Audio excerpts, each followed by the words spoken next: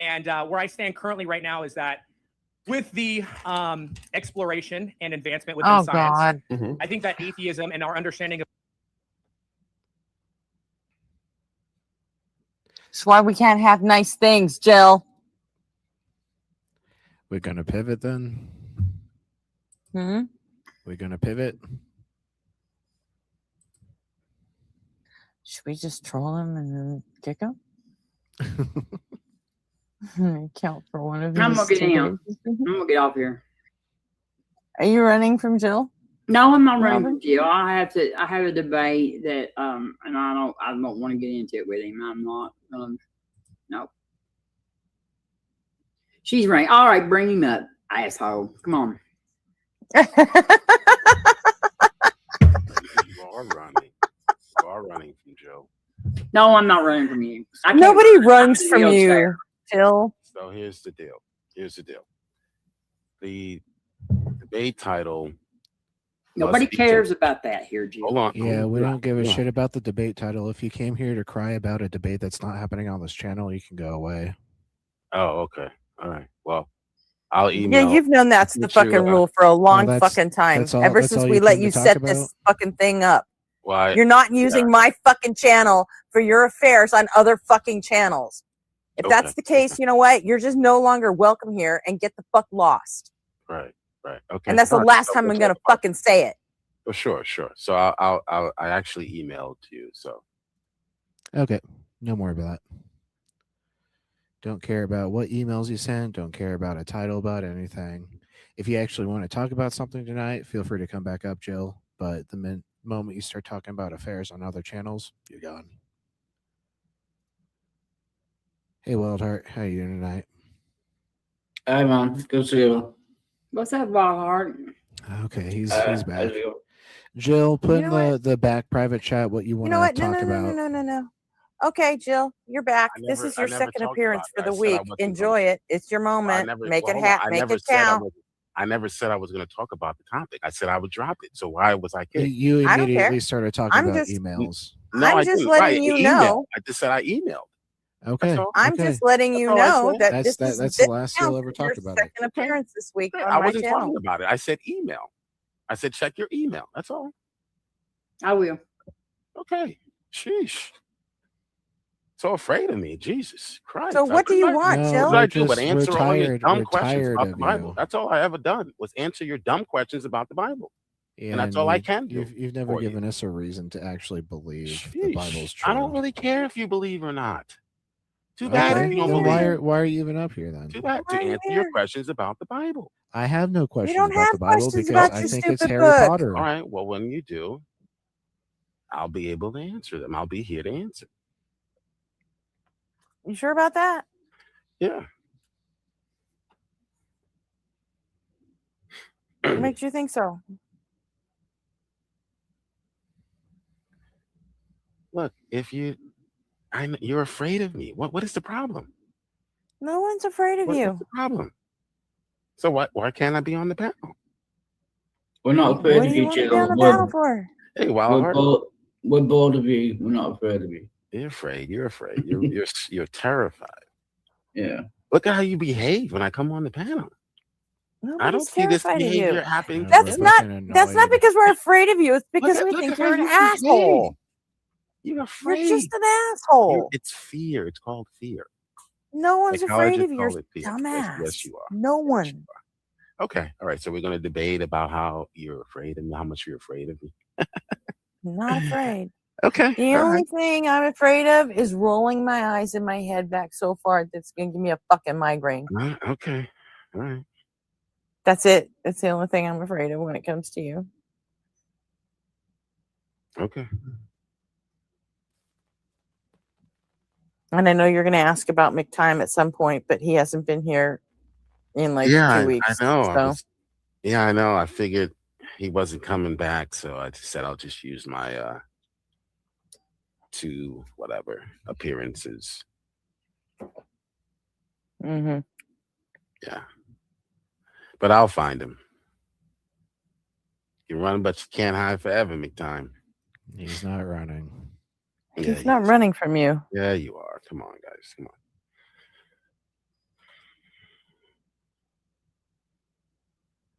Trust me, he's not running from you. Yes, he is. I pissed him off, not you. No, he's running. Austin. He used you as an excuse. Hey, Austin. For me. No, he didn't. He didn't use me as an excuse. Yes. Because you know what? He's not a fucking asshole. So he He's a didn't man. actually tell me anything He's about. a man. I know men. But I'm a man. I know a man. I know a coward when I see one. He's a coward. Yeah, you well, probably. I'm a woman, and I know an asshole when I see one. And yeah, I know. You're, I know, every you're morning an you asshole. wake up, you see a coward. You're like, oh, that's a everyone coward. has one, including yourself. It's just an appeal to intuition. Your own.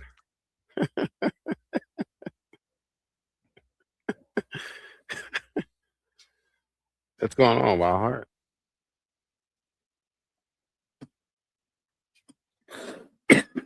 Sorry. Yeah, I'm good. Yeah. And when you say like takes one to no one, you know, when you see someone, you know whether they're a coward. It takes on to normal. Do you know what I mean?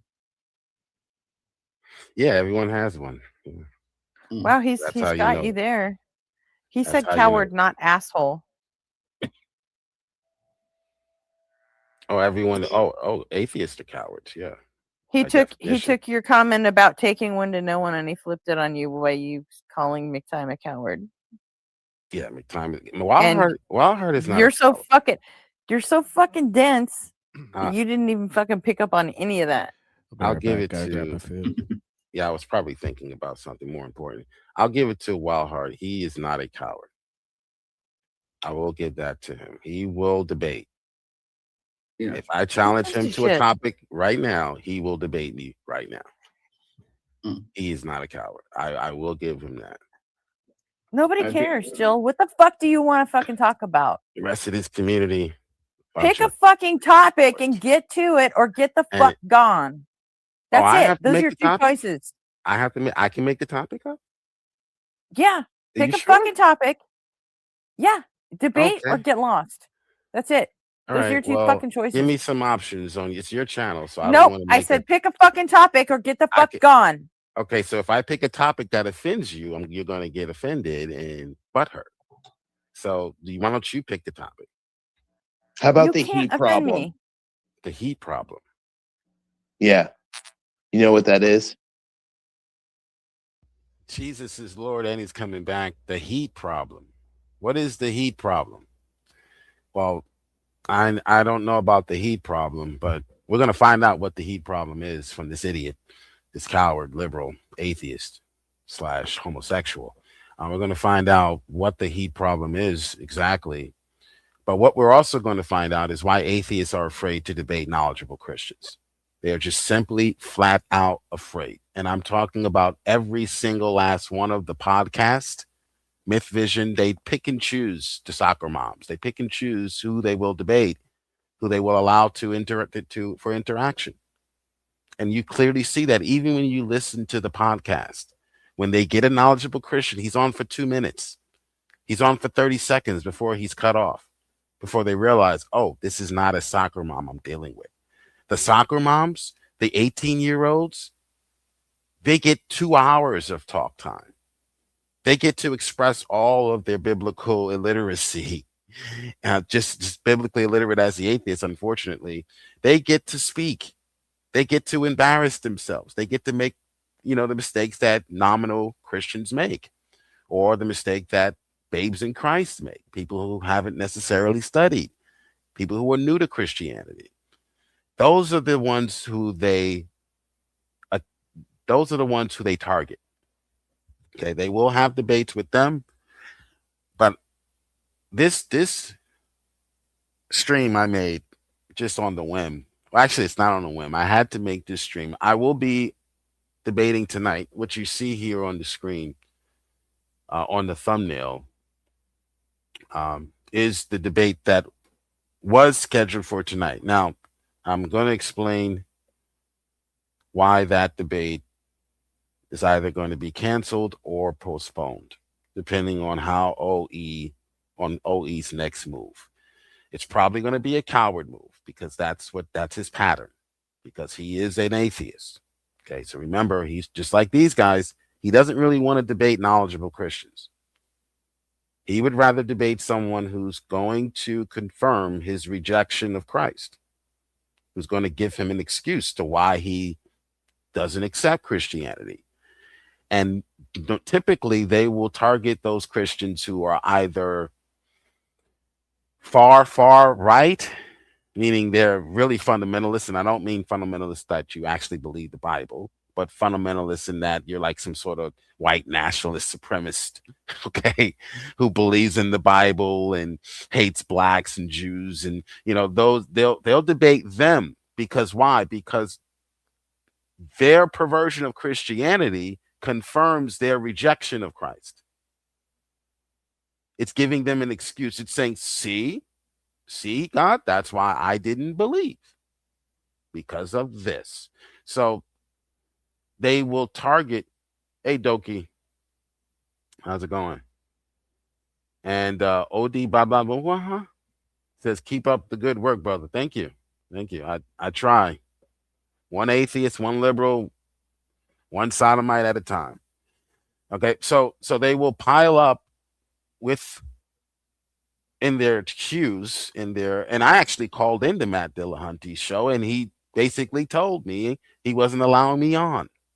So they pile his call screener, that is.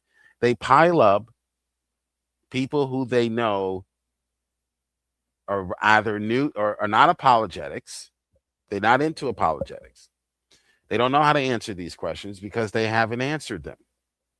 They've lived a Christian life their entire life, and no one ever bothered them about slavery in the Bible.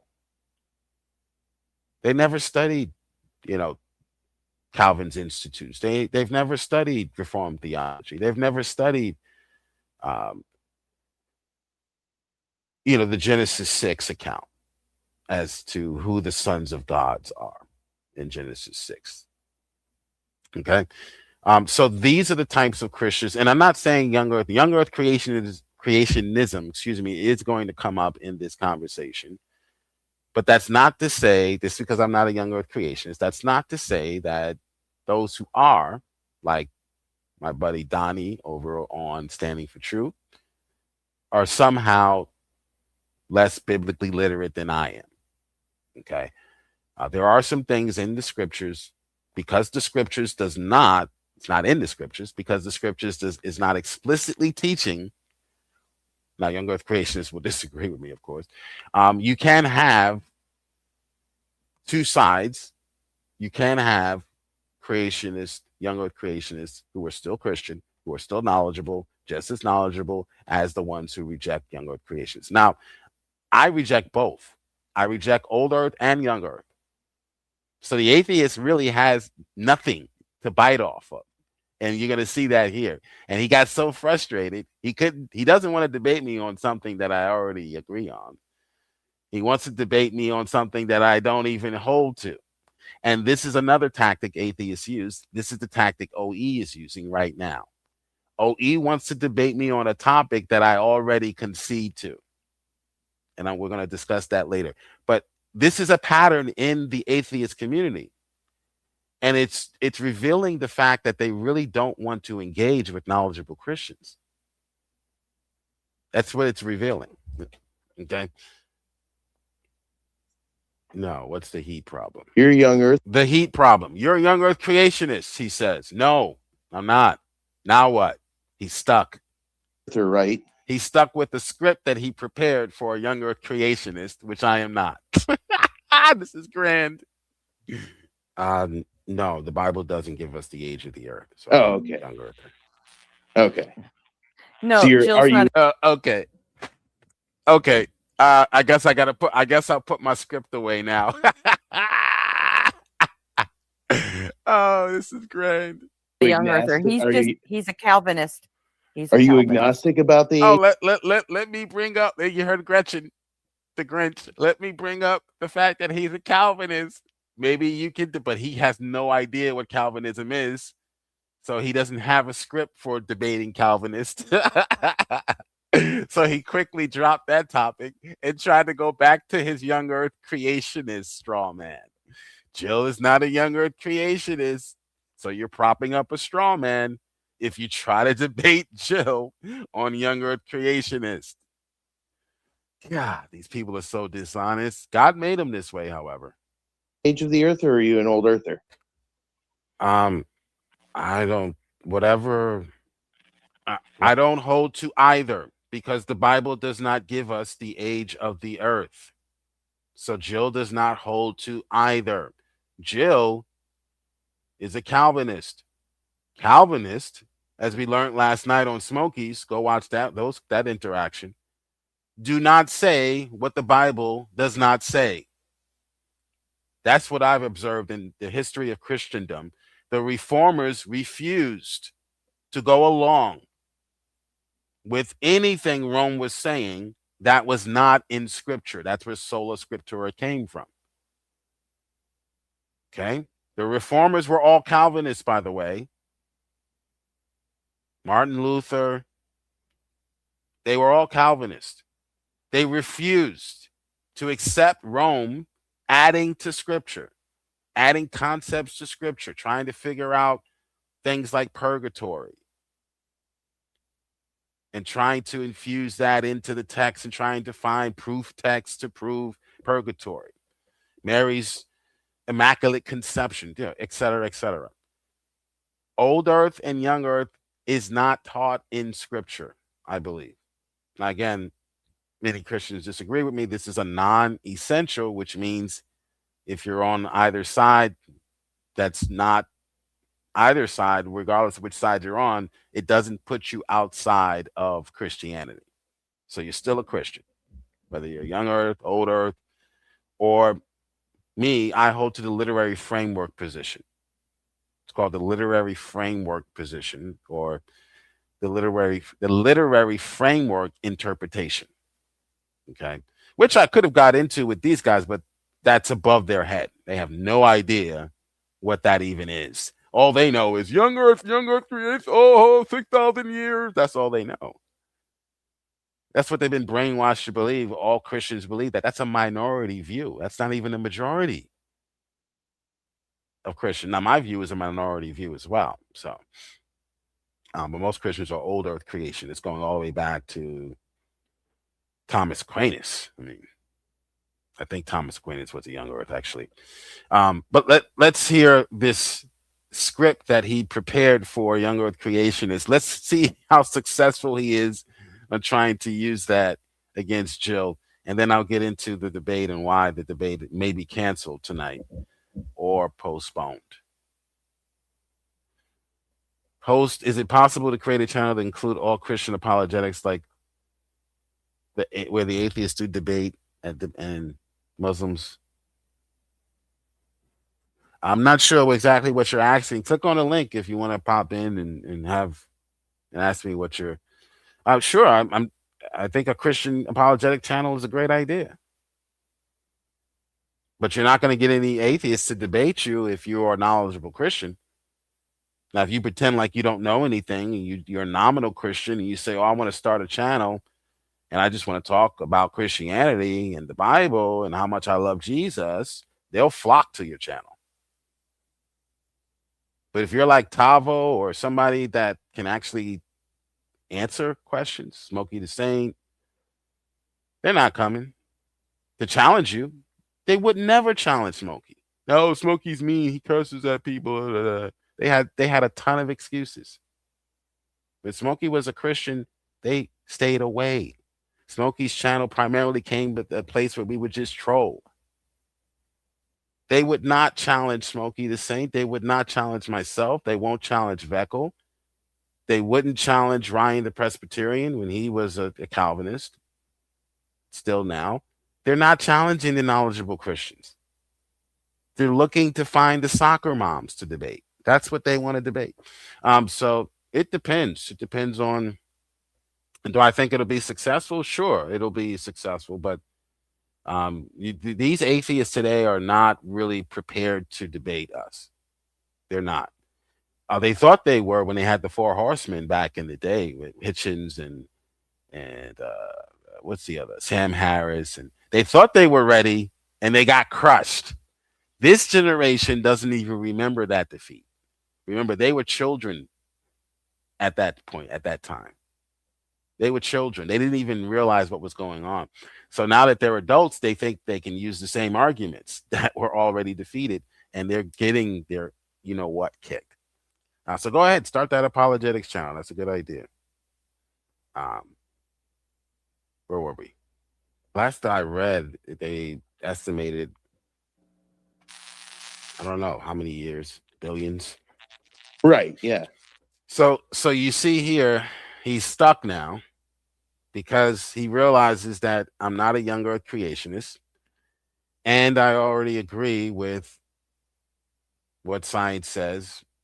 Doesn't really matter because the Bible doesn't give us the age of the earth. Now, do I actually believe the universe is that old? Who cares? Doesn't matter. The Bible doesn't say that it's younger than 14 billion years. The Bible doesn't say that it's older than 14 billion years. So who cares? Well, they do when they think they can defeat the Bible. They think that the Bible teaches this. It doesn't. That's why you have 2, 3, maybe major divisions in the Christian faith. Young earth, old earth, and the literary framework interpretation. So if you have 3 different interpretations, genius, that should tell you something. In fact, if you take the time to study apologetics and hermeneutics, we know that there are several concepts of scripture that are not explicitly taught. So you can have Sally wore a red dress. It's not telling you why she wore the red dress, how she got it. So that's why you have interpretations. Well, maybe she wore the red dress because she was a scarlet lady, a scarlet woman, or a prostitute. Maybe, and then you have a different camp. Well, maybe this is the case. Maybe she wore the red dress because it was on sale. So you have different theories because the text is not explicitly telling you anything. That's what's going on in Genesis. It's not giving you the age of the earth. It's giving you God's intention in creation, his purposes in creation. That's the primary topic. That's what the author is trying to communicate. He's not trying to communicate the age of the earth, although many people try to derive why she's wearing the red dress. Okay? Hope that analogy works. So that's why you have disagreements, and the Bible doesn't care to answer this question. So you can have a young earth creationist who's a Christian, and you can have an older creationist who's a Christian, like Hugh Ross. Hugh Ross comes to mind. Hugh Ross is an old earth creationist, and then you have somebody like Ken Hovind, who's a young earth creationist. Both very highly intelligent men, both 100% Christians, because the Bible can care less to get us an explicit answer on this topic. You can speculate. You can have your own interpretation here. You can have your own interpretation here. Okay, then there's places in the Bible where it is explicit, where you cannot have your own interpretation. Where the Bible is interpreting itself, you cannot have your own interpretation. Okay? But let's listen to this idiot squabble and try to scramble to come up with a debate against Jill on young earth creationism, when he's not a young earth creationist. So the earth could be as old as the sun. So we don't know. We don't know how old the earth is. So you're agnostic about it. Yeah. I'm waiting for science to find out exactly, but we don't know. Exactly. Well, we do know how old the earth is. Okay. We do know. Oh, you're back? Yeah, it's I would never left. It's 4.6 billion years old. Okay. So it's a rock. So the Genesis account doesn't give you how old the rock is. It starts the account when God decides to create. The Genesis account, dummies, the young earth creationists are correct in that civilization began 6,000 to 20,000 years ago. Okay, that's when God created Adam and Eve. As far as the earth is concerned, the earth was created, could have been created much before that. How many years? Who cares? When God creates the heavens and the earth, when he shakes everything up, when he stretches out the heavens, who cares? Why is that something Moses is trying to communicate to people in the desert? He wasn't trying to communicate that. Old earth, whoa, that first day, it took about 1 billion years. Oh, someone's cow just got loose. What? What? Are you trying to tell me young earth, old earth creationists? Now I'm debating you guys. Are you trying to tell me that's what Moses intended to communicate? It just doesn't make sense to me. I think the literary framework position interpretation is a lot more closer to what Moses was actually communicating. And many of you don't know what that is. Maybe I'll do a stream on the literary framework interpretation. But just Google it and you'll learn about that interpretation. I think that makes the most sense. Okay. But here this guy is, he's got his script ready. He's salivating at the mouth. He thinks he found a young earth creationist he can pick on. No, you got Jill instead, buddy. When he decides to create Adam and Eve. So that sets the time clock, if you will, forward. So he may have created the earth and the universe billions of years prior to that for some other purpose. Sure. Yeah, no, I would actually agree that you can interpret Genesis both literally and non-literally simultaneously. Oh, okay. So here's where the atheist is now revealing he knows nothing about literature. He's going to try to quote Philo, but he misconstrued what Philo was saying. As an English language arts teacher, I understand what people mean when they say, do you read the Bible literally? But most atheists don't understand what that means. First of all, if you were to say something like that, try it out. Test me out.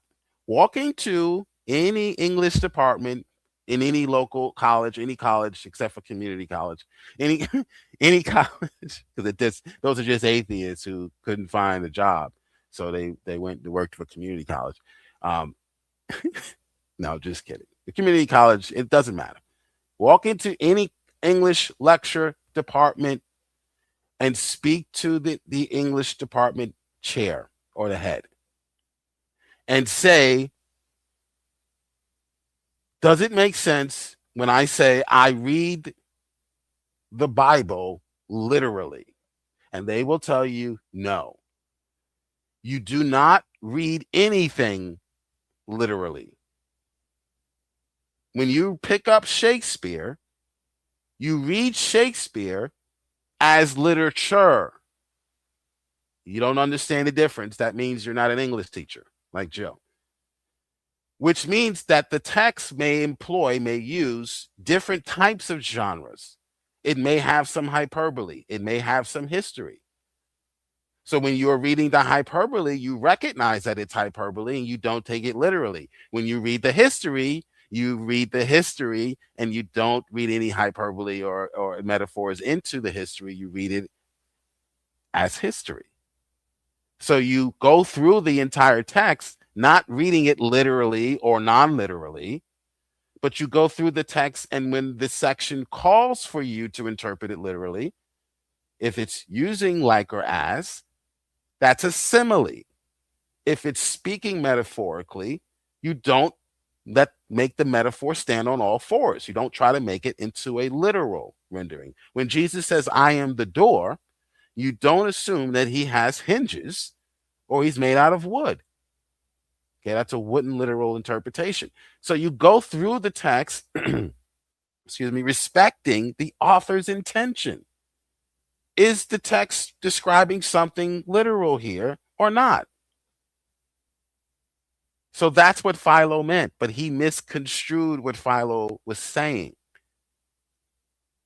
You don't read non-literal and literal simultaneously. I understand.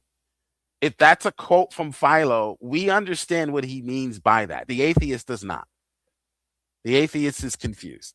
He means that when you see the author using metaphor, you don't interpret it literally. And when you see that he is using history and he's saying, okay, in the year of 1934, that's not hyperbole, that's history. So we read the text and we try to extract from. Now there are some cases where it's not clear, where there could be both interpretations could be acceptable. But then there are times where it's obvious. Jesus is the door. I am the good shepherd. Okay. So that's a metaphor. That's a metaphor. It's quite clear. But when you're talking to atheists who are wholly biblically illiterate, in part, being biblically illiterate is also means that you are illiterate somewhat functionally. You're functional illiterate. You do understand my words, but when it comes to literature and topics like this and Shakespeare and literary devices, you just don't understand how they're rendered, how they're used, how the author is using them or attempting to use them. You ask the Christian, do you take the Bible literally? That exposes that you have no idea what the Bible is. The Bible is literature. It's literature that employs different genres, different types of genres. History is included. You have poetry in the Psalms, where you get most of the metaphors and similes and hyperbole. And you have the Matthew, Mark, and Luke, and John, which are historical narratives. And embedded in the historical narrative, Jesus uses metaphors. And he uses parables, which is an extended metaphor. Parable. Okay, but it's still a historical narrative. So when you ask the Christian, do you read the Bible literally? You're just revealing you have no idea what you're talking about on the topic, period. And I see the smartest atheists using this I'll call it a moniker. They just often repeat things. They just repeat things like trained seals. They don't really think for themselves. That's why I'm not an atheist to this day, because they don't show any fortitude. I would never be a part of a group like this. I would rather be a part of a group that sets up an apologetics channel and challenges atheists to come in, like this guy wants to do in my chat. Right? I want to be with these guys. I don't want to be with these cowards. Even if God was proven not to exist, I would not become an atheist. Simultaneously. Well, no, you would. You read that was how Philo of Alexandria would have explained it. Well, Philo, that's not how Philo of Alexandria would have explained it. You just misunderstood Philo. Philo understood that the Bible uses different genres. So that's what he meant by non-literal and literal reading of the Bible. He meant, I hope he meant this. I hope he meant this. He meant that when you read the Bible, you have to respect the fact that both are embedded. Both non-literal, metaphors, simile, hyperbole, parables are embedded within the historical narrative. So just because the author decides to use metaphors and similes to describe real historical events doesn't turn the Bible into a parable or into a fable. Okay, if that's not clear, then I'm sorry. You're probably an atheist. Philo is not. Was he even a Christian? He was a Jewish man. No. Okay. So no, but we would. He did instruct many famous Christian theologians like Origen. Okay, we wouldn't say that. We would say that. Oh, Origen would, but we would. read. Right. We would say we read. Well, it depends. Right. One of the greatest Christian thinker ever would, but you wouldn't. Well, can you allow for conversation? Go ahead. Go ahead. So yes, we say that he would, or we say actually that you would read the Genesis as literature. Okay, not read it non-literally and literally at the same time. That makes zero sense. But I think what he meant was we read. No, it doesn't make zero sense. I think what he meant was is not a fucking argument. Well, let me explain. When you yes, it is, because the atheist is interpreting what Philo meant as well. And what did Philo mean by we read the Bible non-literally and literally at the same time? Well, the atheist in his head is concluding one thing, but when we hear that term, when we hear that statement, we conclude another thing. We think it means that we recognize when we're reading the text, we recognize that the Bible uses both. It uses action. For example, I can write an entire literary narrative, historical literary narrative, not a fable, not a parable, but I can write an entire historical narrative using literature, using metaphors. For example, 9/11. 9/11 was an actual event that happened. Everyone saw it. Not everyone, but we all saw it. We all witnessed it. It was a historical event. I can recast the entire cast of real people. We have about 7 actors involved, right? We have the terrorist bombers, and we have Bin Laden as their leader. We have the pilot. We have the planes, the 2 planes. We have the 2 towers. I can recast Bin Laden and his crew as demons or as enemies of God or as fallen angels or as some sort of negative metaphor or symbol. It's more like symmetry, or symbolism, or what's the word I'm looking for? Imagery. Excuse me, imagery. It's more like imagery, where you're painting the enemies as actual demons, enemies of God, gargoyles, whatever the case may be. Let's make it gargoyles, okay? Now, gargoyles don't exist, but I'm depicting them. This is called biblical imagery.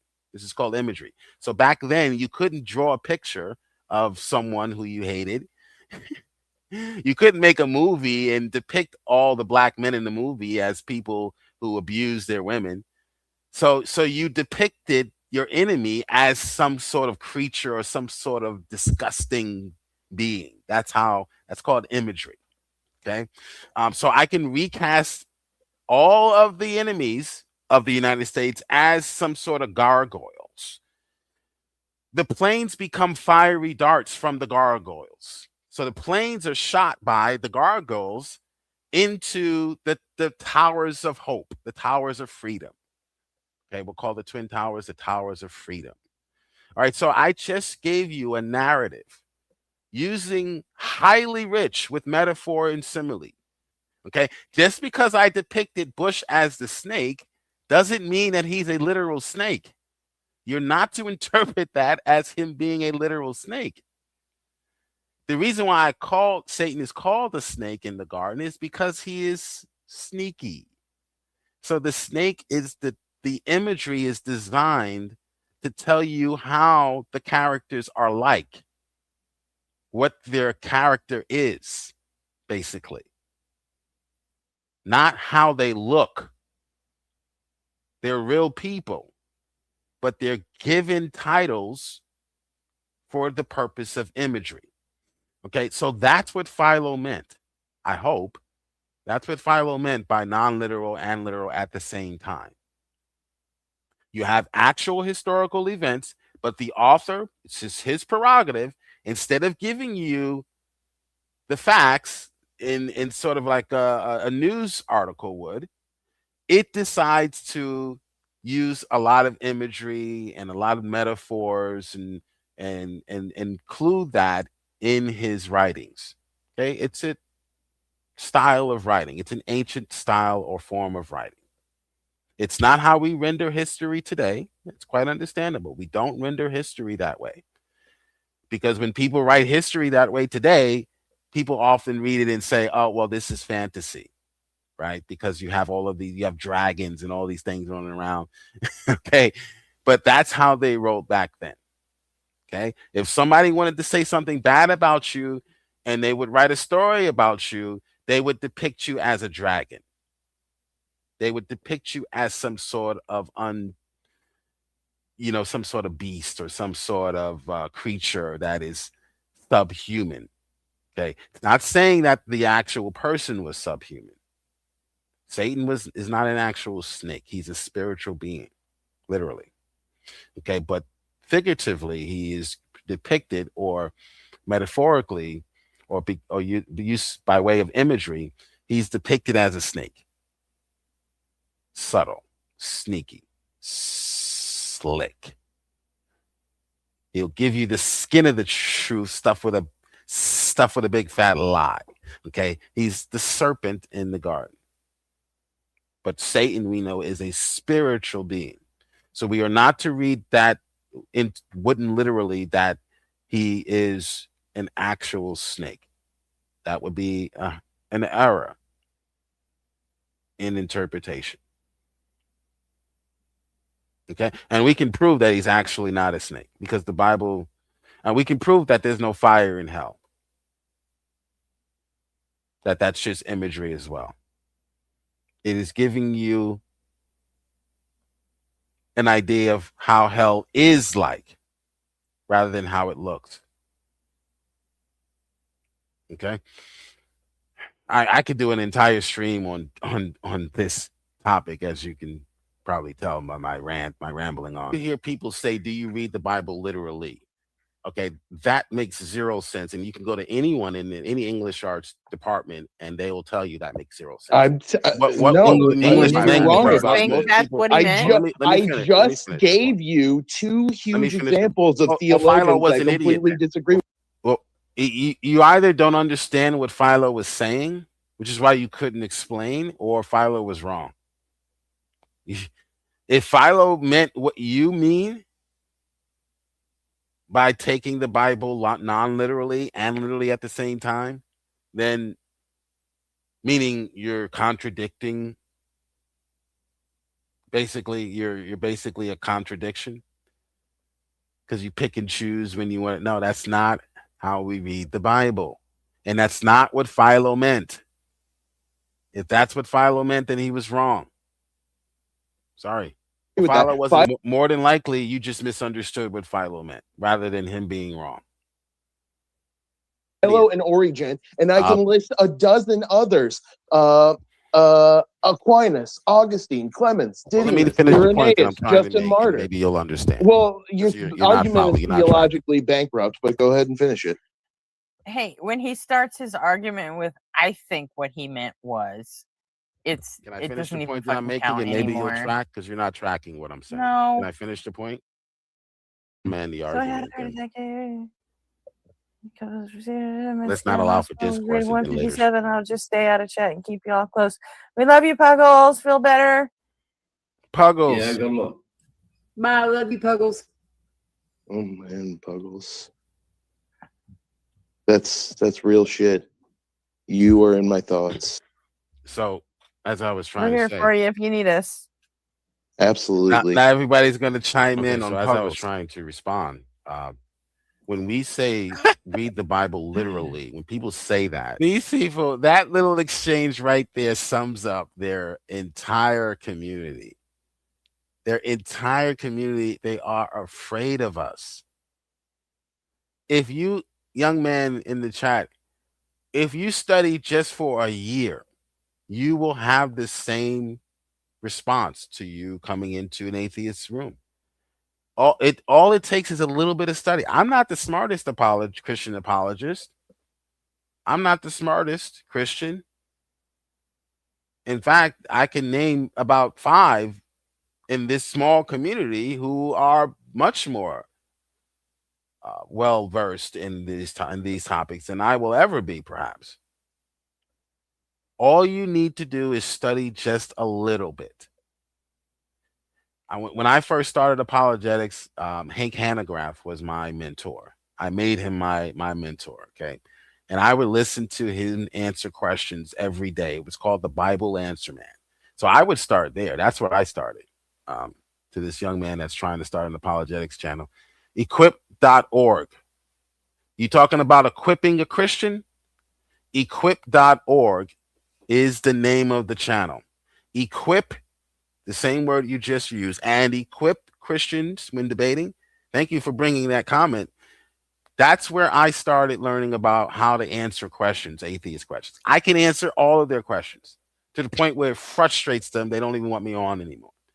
Because the reason why they're asking these questions is not for answers. They're asking these questions to avoid the answer, to avoid Jesus Christ. So they will target Christians who can't answer, so that they'll have an excuse as to why they rejected Christ, or they think they will. But the Bible says a liar won't tarry in my sight, meaning they won't even have the opportunity to lie and say, oh, I didn't believe because. They won't even have that opportunity, the Bible says. It's appointed for man, once the man to die, and after that, the judgment. Okay, so equip.org. I'll put it in the side chat. I can do that because I got a link. Equip.org is the name of the channel. I don't even know if that's going to take you to it, but that's if you just type that in the side chat, it'll take you there. And listen to the Bible Answer Man broadcast. Go all the way back to 2000. I don't even remember how long ago he's been doing this, but I don't know if he's still doing it. But you can actually go back in the archives. Listen to every episode every day. That's what I did. Okay. And you'll learn not only what questions are being asked, but how to answer those questions. Okay. How to answer those questions from the scriptures without imposing your opinion onto the text. Young earth creationists, old earth creationists, I love you. I love you both. But I would say you're somewhat guilty of that. And again, you have the right to do that. And I don't have the right to criticize either side because the Bible does not care to answer this question specifically. Explicitly, I'll say. Okay. Now, what else can you learn there? When it comes to prophecies, typological prophecy versus prophecies that are more like the traditional type of prophecy, how we would define prophecy today. Those types of things can help in conversations, especially with Orthodox Jews. And what Matthew was doing with the Old Testament, that is important. Learning how to recognize metaphors, similes, all the things you learned in the 5th grade, that's important. The literary interpretation of the Bible or the literal principle, that's important. So all of those things you can learn at this website. Equip.org. Equip.org. That's where I started 15 years ago. I started learning apologetics.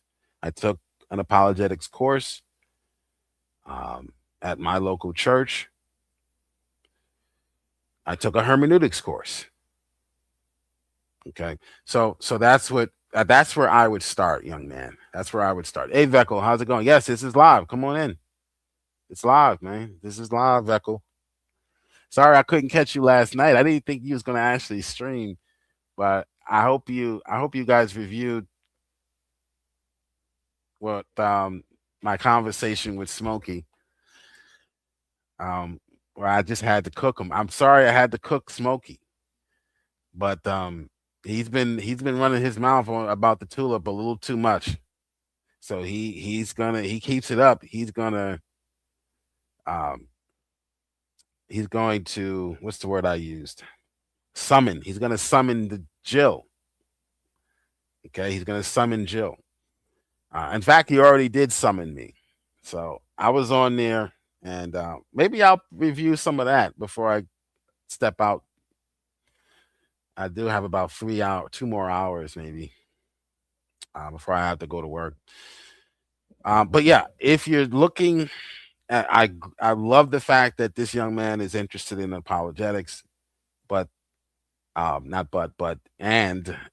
he is seeking guidance. Go to equip.org. Download the Bible Answer Man shows. He used to come on the radio back when we used to listen to radio. Who listens to the radio now? He used to come on an AM. I can't tell you the station because that might have given away my location. Even though I'm not in that location today, I could probably give you the station because I'm not in that location today. But he used to come on AM, and it's about 30 minutes to an hour, I believe. And people would call in with questions about the Bible. Who are the sons of God in Genesis 6? Why are there 2 creation accounts? Do they contradict? Okay, so that's where I learned all of those answers. There are answers for all of their questions. The problem is that they avoid Hank anagraphs. They avoid those Christians who actually have the answers. And when they do get the hold of them, they run and hide from them. They avoid them. They mute and ban. Okay, especially if you are abrasive and not nice like Joe. Okay, then they'll really hate you because you're arrogant. They'll say, "Oh, you're being arrogant." Can I answer your stupid question? Yeah, I'm arrogant, but can I answer your dumb question that you've been at that your father couldn't answer? That your mommy didn't answer because she didn't care to. Can I answer? Because your dad didn't care to either. So can I answer that question for you? So that's why they hate me, especially they hate me. I went into tacos and I said to Taco, the Taco said, convince me, Jill, convince me God exists. I said, that was your daddy's job. That was your father's job. Go find him and ask him, why does God exist? Prove to me God exists. That was his job. Seriously. So I got banned from tacos. So yeah, it is something about Jill that they don't like. But there's a few things about Jill they don't like. One of those things is that I can answer their questions. Because if I couldn't answer their questions, and if my answers actually help their atheism, they would embrace me regardless of how arrogant I sounded or was. If I came on there and did not have reasoned answers that shut their arguments down, that actually supported their arguments and helped their arguments, like unfortunately, some Christians go on the atheist channel and just totally, like they say, take a crap on the pigeon board. They just totally mess up the answer to the question because they're ignorant. And there's nothing wrong with that. They're still saved. They just never studied. Okay. If I were that type of Christian, regardless of how mean I am or how arrogant I sound or how many times I misgender, they would embrace me every night. They would. I've seen this. I've been doing this for 15, 20 years. I have seen this happen. These guys are no different. These are the children of the children of the children of the children we defeated in debate. Let me get back to this video because I got to get to work in a couple hours. Come on in if you want to talk about anything. Oh, I still didn't even tell you guys why the debate is canceled. Maybe I should do that now. because that's what the title of the debate of this stream is, right? So let me tell you why the debate. We'll come back to these idiots and him trying to debate me on young earth creationism when I'm not a young earth creationist. So we'll come back to this. And I'm going to transition to why this debate is canceled. Now, so here's the debate. As you can see, it's objective ethics. And the topic is, you see the title. Now, everyone knows Jill. Everyone knows Jill here. Put a 1 in the chat if you believe Jill would ever accept this type of title. And maybe you don't know Jill like I know Jill. But Jill will never. Now, when they first came out with the title, maybe perhaps in an email, I missed it. So I said, sure. And when I answered in the email, I said, yeah, I was more concentrating on and agreeing to the time, the 15 minutes. I always request a cross-examination. Always. Especially when you're dealing with people like this. Always. Never accept a debate with an atheist, and they will try to make you debate without a cross-exam. Atheists will always try to debate Christians and never have. They want to just go back and forth. I got 5 minutes to say what I want to say. You get 5 minutes. They call that a debate. That is not a debate. Never accept a debate with an atheist without a cross-examination session or period. So in the email that was sent, I said yes. I didn't even see or realize what the title was. So that was the initial email. And I was responding primarily to the format. 15-minute openings, whatever, 8-minute closings, 15-minute cross-exam. Once I realized what the title was, I emailed all the participants, or maybe just one of the hosts, because I don't have an OE's email. And I said, this title will not work. The title will not work because Christians already concede the fact that the Bible condones slavery. Yes.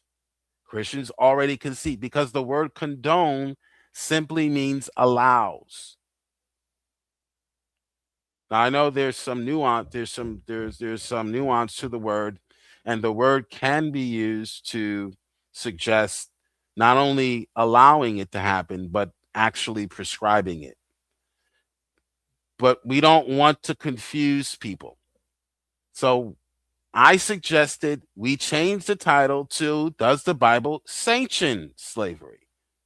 That's more succinct. That's more clear as to what we are debating over. If you leave the title the way it is now, there will be no debate. I will show up, but I will let everyone know.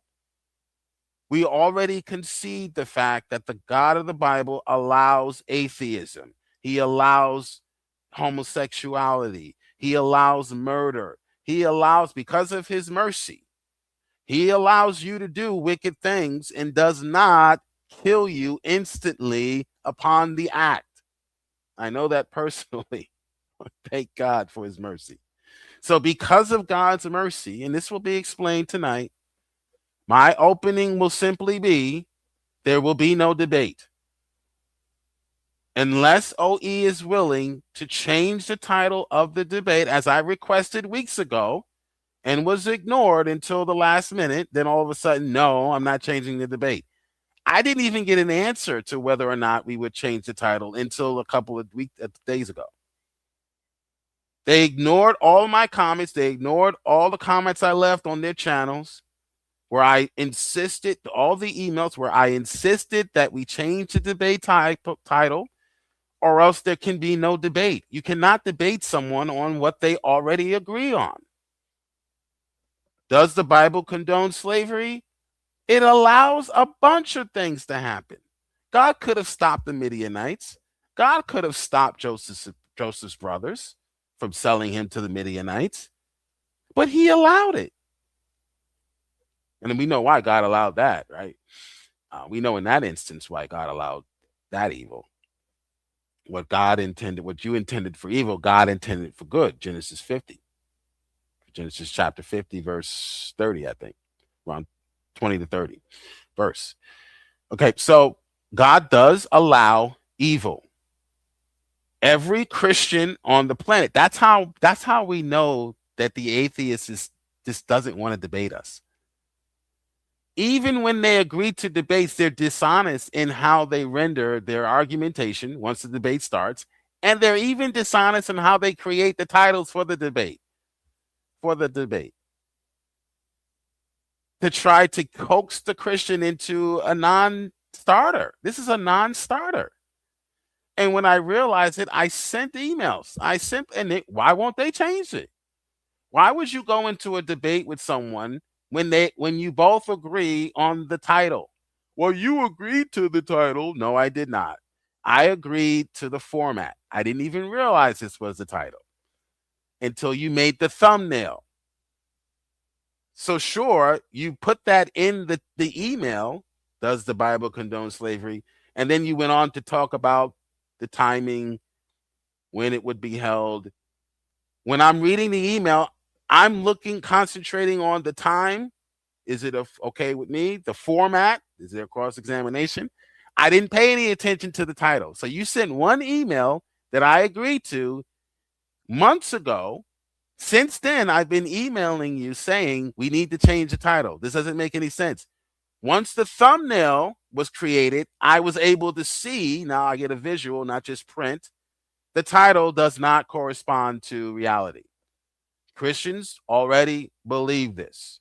Christians have been believing that God condones rape. God condones a lot of atrocities. He's been doing so. In fact, and all this will be explained during the debate. So tune in, because my opening will be just this. It'll be me explaining how dishonest this man is, how he really doesn't want to debate me on this topic. So he chose a topic, unilaterally chose a topic. I didn't agree to this topic. Who came up with this topic? Probably OE. That's why he doesn't want to change it so that it makes sense, so that we can actually have a debate, an honest debate. These people don't act in good faith. They are not filled with the Holy Spirit. They don't have any objective ethics at all. They make it up as they go, and they treat you according to how they feel about you. There's nothing objective about their ethics. Objective ethics. You don't have a standard for morality. You don't have a justification for morality. That's why you won't change the debate title. Why won't you just change the title? And first of all, how is OE telling the debate, the channel owner, that we're not changing the title? So this is what happens when you agree to go on a channel that's not neutral. You have OE, who's debating a Christian, telling who's an atheist or agnostic, and the host who's atheist or agnostic. You have OE telling the atheist host not to change the title. How? Huh? Why not change the title? So we can have an actual debate. You want to debate me on something that I already agree with? That Christians have been agreeing with for thousands of years? In fact, I'll tell you another example. God condoned baby sacrifice. Yes. For 400 years, he did nothing. 400 years. He didn't send the armies of Israel in until the children of Israel. He raised up the children of Israel to go in and stop what was going on. After 400 years. So God condoned baby sacrifice for 400 years. Robin is here. So Christians, Miss Robin, don't have a problem with this debate title. I've been saying this Sure, I got your initial email, and sure, I did agree to the debate, but I wasn't concentrating on the title. I didn't see the title until you made the thumbnail. Once you made the thumbnail, I sent you several messages. Did I not, saying that we need to change the title? Did I not send you several messages? Yeah. Okay. Yes. I was not around when you and OE came up with this idea. We didn't come up with the. First of all, we did not come up with this title. So where did this title come from? Y'all, I didn't say that. Okay, so y'all come up with this debate. OE contacted me and said that you wanted to have the debate on my channel, and he gave me the title or the prompt. He gave me, you know, the date and the times and everything. Yeah, and then you emailed me. I emailed you, right? And I have so okay. So hold on. Let's get. Wait. I want to get one thing straight. So it was OE. So it was OE who created this title. He never spoke with me about the title before he emailed you. I don't know. Yeah, I know. I'm just making that. I'm filling in the blanks as we go. So I never sat down with OE and came up with this title. OE unilaterally came up with this title on his own. And then he emailed you. Go ahead. No, he just told me. He told you. Okay. And then you emailed me. Then I emailed you and I said, and you can read the email because I sent it back to you yesterday. That's right. And I did read it. It does. It has the prompt. It says, OE sent me the prompt, does the Bible condone slavery? It'll be on July 29th. And then I talked format. We also talked about the format. The time and the format. And you sent me back and told me that pretty much worked for you, except for the format. You wanted longer cross-examination. Thank you. So that's Robin, all I know. That's all I know. So you're confirming everything I just said. Yes. When you sent me that email, I had no idea, even though you did I did find that the title was there. Yes. At the time, I didn't recognize the title. I was more concentrating on, we need to have a cross-examination and we need to have, So when I responded, I just simply said, yes, that's great. But I was more responding to the format and the cross-examination part that must be included. I didn't realize what the title was until you should have, because it was in the email. It's in the email. It's one line in the email. Great. I missed it. Okay. I didn't realize what the title would be until you made the thumbnail, which was sometime later.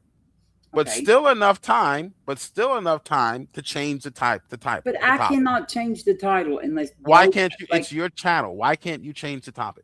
Because this is the prompt that both of you agreed to. No, we did not both agree. And I did not realize. Okay, first of all, I'm telling you now. Hold on. First of all, I'm telling you now, just like I told you weeks ago, this debate topic will not change, whether I agreed to it initially or not. That's irrelevant. Once I realize that the debate topic won't work because I already agree with the debate topic, so what are we debating?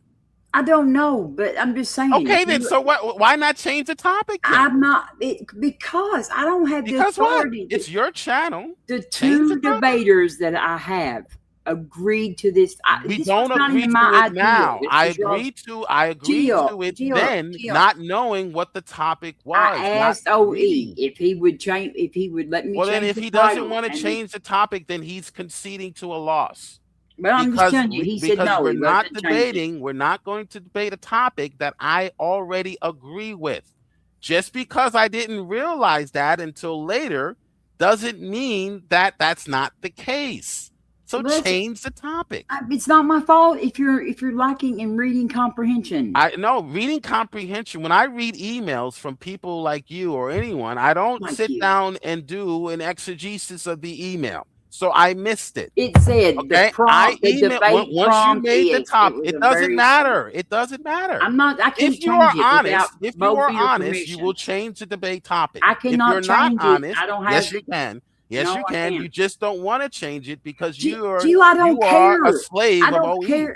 I don't care what y'all slave of OE. That's why. I don't care what y'all change it to. Why not? No, it's not about us change. He doesn't want to. Why doesn't he want to change the topic? I don't know. You need to ask him. I'll tell you why. I'm going to tell you why. He doesn't want to change the topic because he doesn't want to debate me on this topic. He wants to create a topic that I already agreed to. How can you have a debate with a Christian when you both agree on the topic? That's not a debate. This was so that will be explained. That will be explained. Now, I gave you guys weeks. Not me, not guys. We're not team. Yes, I did. I can show you emails. I asked him if he would change the debate topic, and he said no. I don't care what OE says. Doesn't matter what OE says. You're the debate topic. You're the debate, or you're the channel owner. I emailed you weeks ago saying we need to change the topic. Weeks ago. I already agree with the topic. Once I realized it, I didn't realize it when I read your email. So once I realized that the topic was not going to work, I sent you an email and told you to change it. Why won't OE change the topic? Because he's a coward. That's why. And that's what we have to conclude. So I will explain that to your audience, that OE refuses to change the topic after it was discovered. Sure, late. Sure, after you sent one email and I missed it. And sure, you want to blame it on my reading comprehension. Fine. Blame it on my reading comprehension. You answered me. Blame it. I answered you to the fact that I wanted a cross exam and the timing. I had no idea of the title. I would never have agreed. I missed the title. I am admitting I missed the title in your one email. I emailed you after that once I realized the title was wrong. Do have a disagreement on. And you and OE refused to change the topic. I will explain that to your audience. That will be my opening. So I'm just warning you. If you will not change the topic, there won't be a debate. There will be a debate, but I will just let your audience know what happened during my opening statement.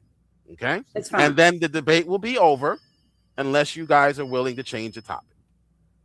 I'm not involved in changing the topic. Okay. 2 debaters have to do that. Okay. I'm not a debater. Okay. You agreed to this one. He agreed to this one, and you agreed to it. No, I did not. When I asked him to now, change speaking the of topic, debates, you did agree. Speaking of an honest debater, Gio, you did agree. Speaking of an honest debater, speaking of an honest person, my man A1 is in the chat. Now, I will be debating on his channel. And they're not going to, because they're not atheists, they're not going to operate with the way that you see the atheists are acting. Oh, I sent you an email. That's one email you sent weeks ago. Oh, you should have read your reading comprehension. No, you just don't want to change the title because you know he's going to get his ass whooped if we actually go in and debate a topic that we disagree on. Common sense dictates that you don't debate an interlocutor with a title, a topic that he already concedes. What are you trying to win a debate, liberal? You're trying to get a victory? Oh, he conceded. He conceded. The Bible condones slavery. The Bible allows slavery. I win. What a loser. So I will explain. That to your audience. So that will be my opening statement. But a week from A1, peace, A1. That's my buddy. Now, this guy is a respect. I respect this man. Matter of fact, click on the link, A1, if you can pop in for a second. I respect this man. He doesn't operate like the other agnostics, atheists, whatever you want to call themselves. If he sends me an email with a debate topic and other information, and I agree to it, and then I email him later saying, you know what, I didn't even read that was a debate topic. I actually already agree with the topic, so there really won't be anything to debate on. So can we change the topic to something that I actually can debate against? He would say yes. Yeah, go ahead. Yeah, we can change that. We can work that out. What's the point of having a debate with somebody on a topic that you both agree on? Unless you want to win a debate and just say, oh, I won because he conceded. That's not a debate. Oh, I can't change the. You're the title. You're the debate host. What do you mean you can't change the title? Because OE told me that I can't change the title. What's going on? Oh, A1, how's it going? God bless you. Can you hear me? It's you're muted. Peace. How you feeling today? Oh, peace and respect. Good to hear from you. Rise and shine. How's your day going so far? Good, man. My day's just getting started. I just started this stream explaining. I have a debate with another atheist a week before yours. It was supposed to be for tonight, so I was just explaining why that debate is postponed or canceled. But my debate coming up with on your channel is August the 8th, right? Now, you know, this is just the face-off. This is a preliminary face-off. Yeah, explain what that means. Explain what that is. On our channel, we do preliminary face-offs, and that's where you actually meet the person who you're debating on a stage, just like we're talking right now. You get a chance to interrogate your opponent and ask them questions. I don't consider any title officially locked in until you two have had a public face-off. I like to do mines in the eyes of the public so everybody can see what happens. It's no getting lost in communication through email.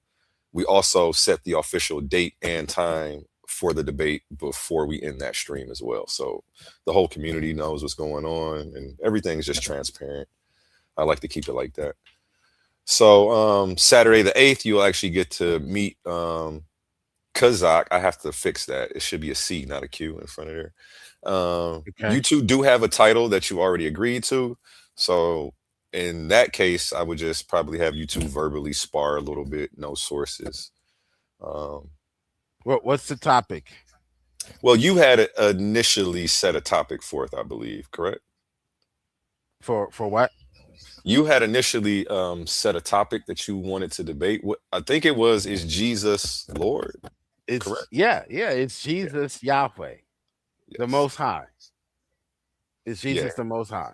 He's really excited about this. So. Oh, I'm sure. Now he's a one West Hebrew Israelite. Yes. Oh, okay. One West. He actually, he's got some rank, so he's not. He didn't have to ask permission. He gives permission for people to debate. But he's definitely showing up for this. I'm excited for this too.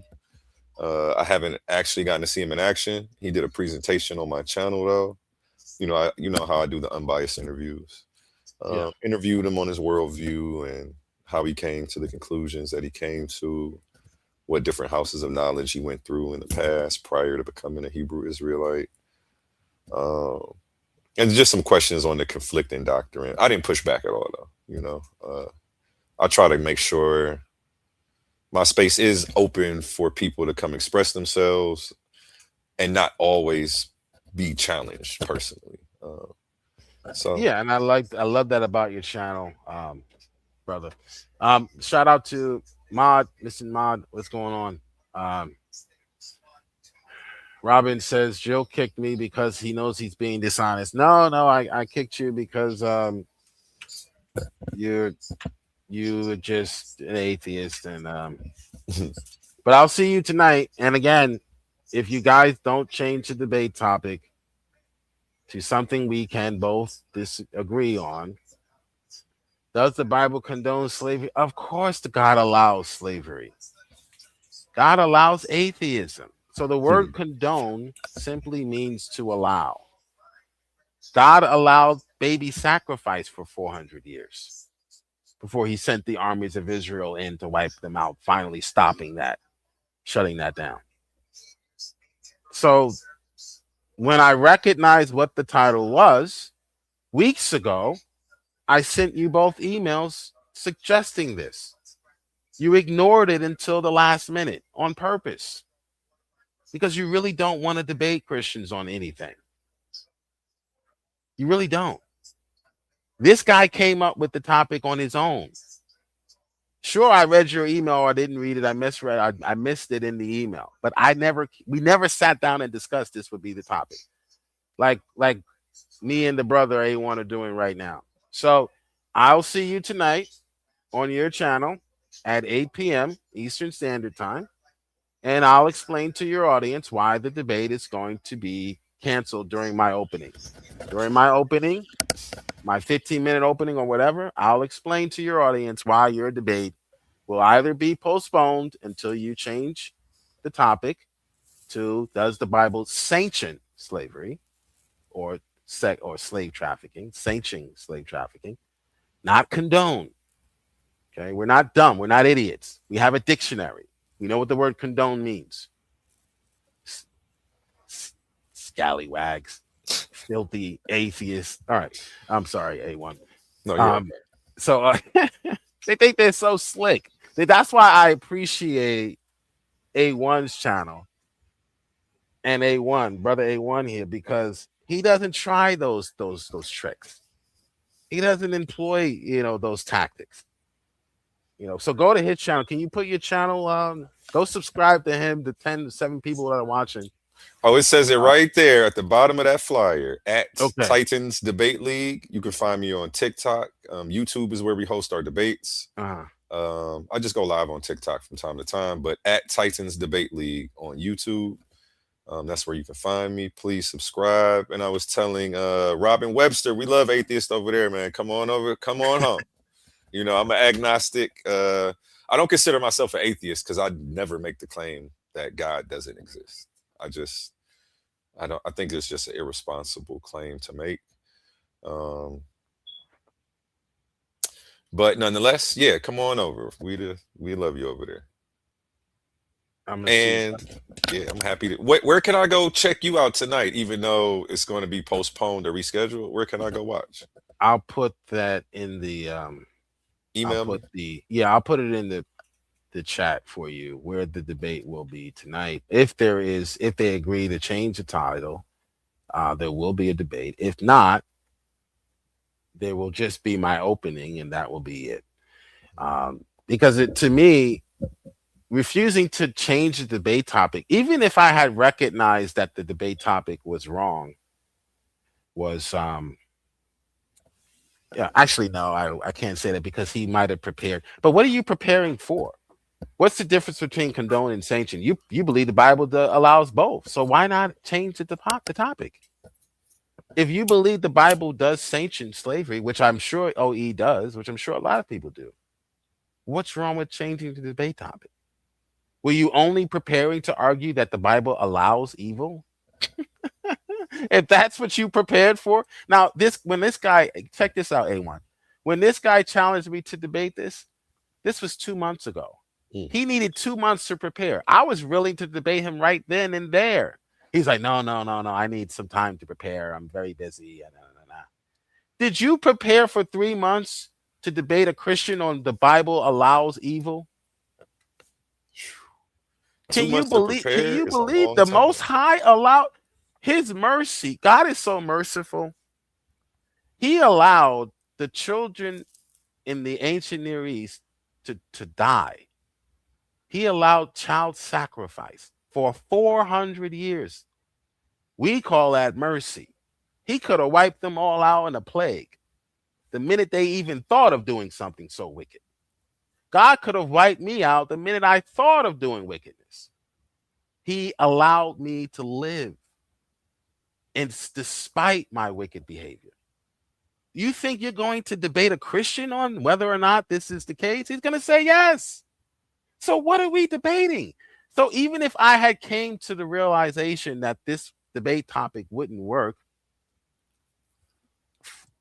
5 weeks ago, 6 weeks ago, 1 week ago, what would be the problem with changing it? Why won't you change the topic?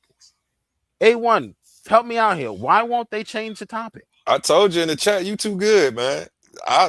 Trust me. Look, you had me say I was wrong on something. That never really happens. Like, I don't think you understand. So, like, you got my respect. And I'm actually, and then you just said something a second ago that I've never heard put that way. I've never even heard it in that context, that or even that line of thinking where you said he allowed me to live, and you said that allowing the people to do child sacrifice for 400 something years was actually mercy. I've never heard anybody take that stance. So every time I'm around you, I'm hearing interesting things, and you usually can back up what you're saying. I've never seen you not be able to, actually. So I'm excited for the 8th and to check you out tonight, even if it doesn't happen, just to see how you handle them and all their weird behavior. Yeah, well, I'm just gonna it's basically gonna be, that's basically what you just heard me say to her. I'm gonna use my opening to explain to her audience why the debate is either gonna be canceled or postponed, and that's up to my opponent and the debate host. You change one word, you'll have to change your thumbnail. Big deal. Use ChatGPT. Create a new thumbnail. It's not what I'm asking anyone is, what is the problem? Well, let me ask you, if this happened in your debate league and one of your interlocutors recognized just a few days after he agreed, I did agree, because in the email, there were several things in the email. There were several things discussed besides the topic. So I didn't catch it at first. So I said yes to the entire email, not realizing that the topic of the debate was what it was. There were several things in the email. Okay, there was the timing, there was the date, there was the format, all of that I was fixated on. I didn't even see the topic. I didn't recognize the topic of the debate until the thumbnail was created. Now I got a visual. I'm a visual learner. I'm not a reader. Okay. I can tell you that for sure. I have to see it. If once I saw the picture and I'm like, whoa, I would never debate that topic. Then I sent several emails and comments and left comments on their channels. Okay, guys, can we change this to something that I can debate against? I'm not going to debate against something I already agree with. Right? Does that definitely not. Yeah. What would you have done in that as a debate host yourself on a reputable channel? What would you have done in that situation? A Titans debate league, what I would have done as the unbiased host, I would have immediately contacted the other debater, because I don't have a dog in the fight, and what I don't want to say I don't care. That's what I was initially going to say. But yeah, I really don't care. I don't care what you guys debate about. I'm just here to pay. So you guys have to settle that. And as soon as you let me know there was a problem, I would have contacted him to see what he said about it. But I know that I can't make you debate a topic you don't want. So I would say that you two have to confer and figure this out. Well, it's not that I don't want to debate the topic. I want to debate the topic of slavery, but if you word it in a sense where I already concede. Now, I could handle this in a different way, and I was thinking about handling this in a different way. Since they refuse, OE refuses to change the topic. Why? I'm not changing the topic to something totally different to avoid the subject of slavery. It would be one thing if I said, well, let's change the topic to whether or not God is good. It's the wording, right? Yeah, it's just the wording. We're still going to debate the topic of slavery. I'm not changing the topic to who are the sons of God in Genesis 6, right? I'm just saying that we already believe that God condones things. God condones atheism. God condones agnosticism. God condones homosexuality. Otherwise, they would have dropped dead. Otherwise, you wouldn't be here. As soon as you committed the act, you would have just been wiped off the planet. It's called mercy. So, that being the case, why doesn't my debate opponent want to change the topic? Did he prepare for 2 months to argue whether or not God allows evil? All he had to do was ask the Christian, and they would have said yes. He didn't have to research that, dummy. Open up the Bible and read it. The Bible, God is the most powerful being in the whole universe. He could have stopped any of this. I think if a debater won't change the title to accommodate, a fair playing field, they usually are insecure and feel like they can't win any other way. Yeah. That's pretty much it. So he's insecure in his own abilities is what is really going on, and he feels like he swindled you into something that's to his advantage, and now he doesn't want to let it go. Yeah, he doesn't want to relent on it because, and that's pretty much what's going on here. So I'm going to explain that to the audience, and I'm going to use my opening, and then I'm going to give OE a chance to change the topic of the debate, or I could do this, and let me know what you think about this idea. Mm-hmm. I can debate him on the topic, but argue for the fact that God does not sanction.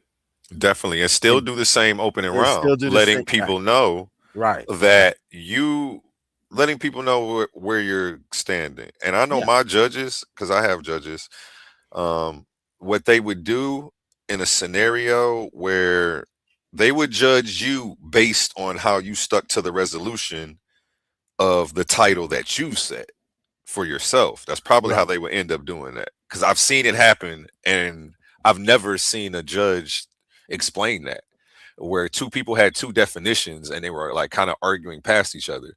He was like, so to judge this, like I figured out that I'm just going to grade you based on the definitions you set for yourself, because you stick to your own resolution, or did you argue against it or concede anywhere? So hopefully if they have decent judges, they do it like that. But I would separate and get away from condone. What word are you looking to switch out specifically? Instead of condone, because condone, if you look up the word, condone just means allow, even though we do in a colloquial sense sort of use it to suggest that you're not only allowing it, but you're sort of saying it's okay. But because of the confusion with that word, I suggested sanction. Sanction is now you're not only allowing it to happen, meaning you're not doing anything to stop it, but you're now writing prescriptions for it. Do this, do that, do this way, that way, this way. See the difference? Yeah, I definitely see the difference. So he doesn't want to debate me on that because he knows the Bible doesn't do that. But the Bible does allow for vicious things to happen. I can tell you some stories in the Bible you would squirm. Like, how can God allow that? He didn't do anything. Now we have an argument for why he allows evil, but that's another debate, right? Mm-hmm. See, I got some questions for you, but I'm gonna wait for another Go right day. Ahead. Go right ahead. I have about they're off. hour. It's off topic and non sequitur. What's going on? Anything. But I know you're good Go to answer. Like, you really have really good answers, and I just wanted to see your perspective, even though it's not going to convert me. But when I have genuine questions, I should start coming to you sometimes. Yeah. That one. Yeah, I don't want to get off track. I want you to stay focused on your debate and what you're talking about. I didn't want to come steal the show. I'm done. The show is yours. I'm done with that. Those atheists. Go right ahead. Any question you have? Okay, Deuteronomy, where they go to genocide the Midianites or kill the Midianites. I guess you will say for being wicked, whatever. And they're to keep the virgin women as slaves. Not slaves. I said that wrong. And it specifically said that they couldn't sell them as slaves if the men chose not to have them because thou have humbled her. Some versions it says forced yourself on her. Some versions it says humbled. And then it says, you cannot sell them as slaves because you have. So I was thinking about that in reference to your topic, because it doesn't say make anybody a slave in there, but it's like he's acknowledging that, this is y'all thing. Like, this is what y'all do. And I'm not tripping about it. Like, I'm actually going to tell you, don't sell them. The people that you do have as slaves, don't treat her like one of those. Like, I don't know. That just popped in my head. Like, how do you feel about that topic? Is that condoning? Well, that's definitely condoning. He's allowing it. Yeah, condone is a bad word to use in these conversations, because we want to know if there is a prescription for it. Meaning, let's say you know that there were some whites who condoned slavery. Mm-hmm. They didn't speak out against it.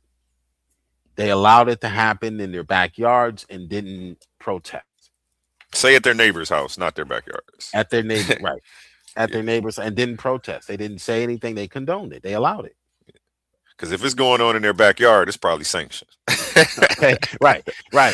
But they didn't have any part in sanctioning it. They didn't create any laws that said that this person has to be in this situation because they're black. They didn't come up with the Jim Crow laws like the Democrats, the Dixiecrats, but they didn't. They sat by and said nothing. At the end of the day, if I was still a Christian, I mean, I don't have a big ego though, so my record wouldn't be that important to me, and getting the information out would be. That's how I am even now as an agnostic. So honestly, I would tell you, show up, do the debate, rework your opening round, and maybe just like a minute or two of your intro if you need to further explain and redefine things, and to show what definition he's probably going to use, but what the debate should have been titled, and how and what you're going to argue against. And you know what? I think I'll do that. That's good advice. I think that, because I was thinking along those lines anyway, but now it's not about him. You're just showing up to preach for real. Yeah. I mean, I preach/teach. There you go. Exactly. And that's what the last debate was with him. We had and by the way, her channel is in the side chat. Okay, thank you. Click on that and subscribe. Yeah, I'm gonna be at work when you go live tonight, so I'm gonna check it out. Yeah, it's gonna be tonight at 8 on that channel. But yeah, that's definitely gonna be there. Yeah, that seems like a course of action. So if you're still listening, OE and the rest of you, there will be a debate tonight, and I will use my opening to explain why the debate topic doesn't make sense and why it should be changed, and hopefully we'll learn why you refuse to change it. Oh, she's only got a 300 something subscribers. I subscribed. Yeah, small channel. I subscribe for you. Come on over and promote where we're at. I'm not tripping, man. It's all love. Yeah, it's a mini small channel. But so you were asking about the Midianites and whether or not there was a sanctioning. Well, now that, as I was explaining it, it's really just him condoning. He was sanctioned as something totally different, and he definitely didn't sanction anyone to be a slave there. He actually sanctioned someone not to be a slave, as the Hebrews would normally treat people in that situation. And he gave a reason why. But I guess that's still making rules for slavery. That's still making rules for slavery. You know, slavery is a see, there is if you've watched my channel, I did a video a while back. I don't even talk about this topic anymore. I just brought it until OE challenged me on it. He's one of these atheists who just got into atheist apologetics, I call it. I've never heard. See, you're good. I've never heard that term before. Atheist apologetics is just the atheists arguing against the Bible instead of defending it. Christian apologetics, we defend the Bible against attacks from atheists. So he's almost 50, but he just started getting into this atmosphere. So he doesn't realize that most of his arguments have already been defeated 10, 15 years ago. But the question is, are you talking about Numbers 31? No. Because I know there's a Midianites are in Numbers 31. Yeah, they're in Numbers 31. It's Deuteronomy, I want to say 20:10 through 14. Okay. So I want you to go to but that's a guess. Let me look. I want you now. Dr. Josh brought this up in debate when I pressed him. Dr. Josh Hammurabi, if you don't know who that is, he's a scholar in Assyrian and the ancient Near East. So That's his scholarship. That's his area of scholarship, Dr. Josh. So I want you to go to Deuteronomy 20. And I want you to read the very first verse. And he tried this in debate. It's Deuteronomy 21:10. Okay, I want you to go to Deuteronomy 20. Okay. Let me go there. And just read the first line. But he tried this in debate. But my biblical slavery challenge makes room for war. Okay, just like today, if you get caught fighting against the United States, guess where you're going? To jail, Guantanamo Bay, to a camp, and you will work, and you will be forced to work. So I put war in a different category. When nations are at war with other nations, when tribes are at war with another tribe, we don't consider that to be slavery, even though it is. We make exceptions for prisoners. If you read your U.S. Constitution, you are a slave. You are a ward or property of the state. You lose your right to be free when you commit crimes and you are convicted of those crimes. So we make exceptions. So my slavery challenge is not defined in the Bible where exceptions are made when we make the same exceptions today. What you need to find is what Boko Haram does. You need to find Israelites going around kidnapping people. It's not war. It's not a war. It's just them pillaging and forcing people into slave trading, like our ancestors were. Now we had some help from the natives, because the natives would go inland and bring everyone to the shore for them to be taken. But you need to find that, not war. What does Deuteronomy 20 verse 1 say? Just read the 20 first verse 1. When thou goest out to battle against thine enemies and seest when thy go. That's it. That's it. Yeah. That's the. So why did Dr. Josh go to Deuteronomy 20 when I asked him to find slavery in the Bible? Because he realized that the only option he had was to go to warfare. Warfare, people are taken captives. Innocent people die, 1, and innocent people are taken captive, 2. Now, why does the Geneva Convention force us to capture today? So if you're going to criticize the Bible, don't live in a country where you have the Geneva Convention, which says you do the same thing. Don't live in a country where you have the U.S. Constitution, which says you can be made a slave if you commit a crime. The Bible says that too. A convicted thief can be forced to work to pay restitution. We call it community service. Oh, I gotta serve at this homeless shelter for 7 months, right? So you were forced to work because you committed a crime. That's not slavery. Okay? That's not slavery. If you were captured and forced as a prisoner of war, we don't call that slavery, even though technically it is. We don't call prisoners slaves, even though technically they are. So I make room for that. The Bible people were no different. They had a culture in which they needed to protect the innocent. And if there are criminals running around, there need to be punishments for those criminals. Otherwise, you have anarchy, chaos. So yes, there were punishments for criminals and prisoners. And that was usually tied to some sort of labor. Okay, so you do have a prescription here, but it's not a prescription for slave trafficking. Humans that, like Boko Haram. Do you know who Boko Haram is?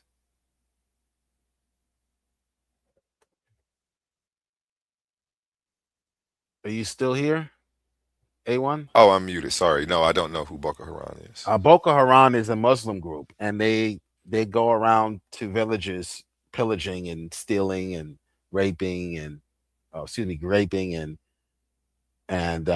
kidnapping girls and forcing them into trafficking, slave and sex trafficking.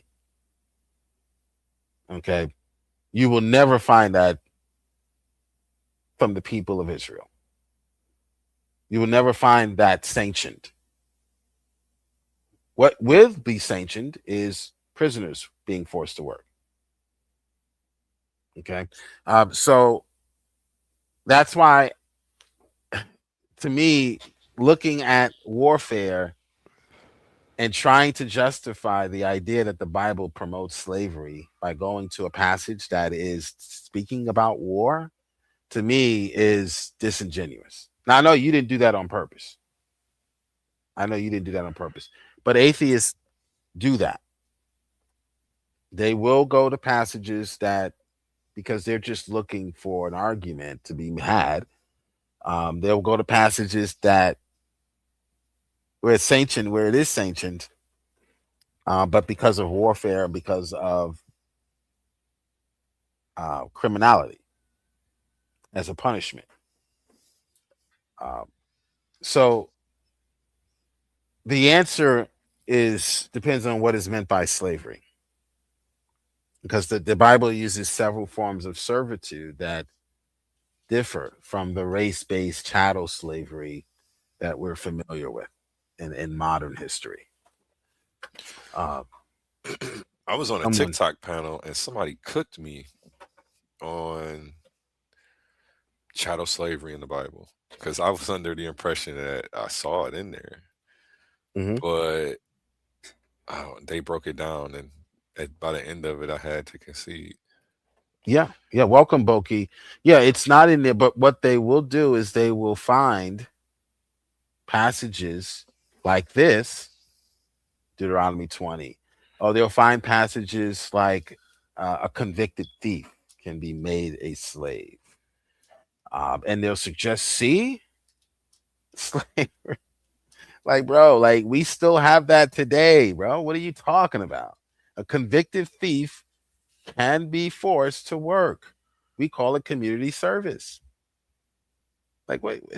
So that's where they find, and they'll try to trick people into thinking that is what Boko Haram does.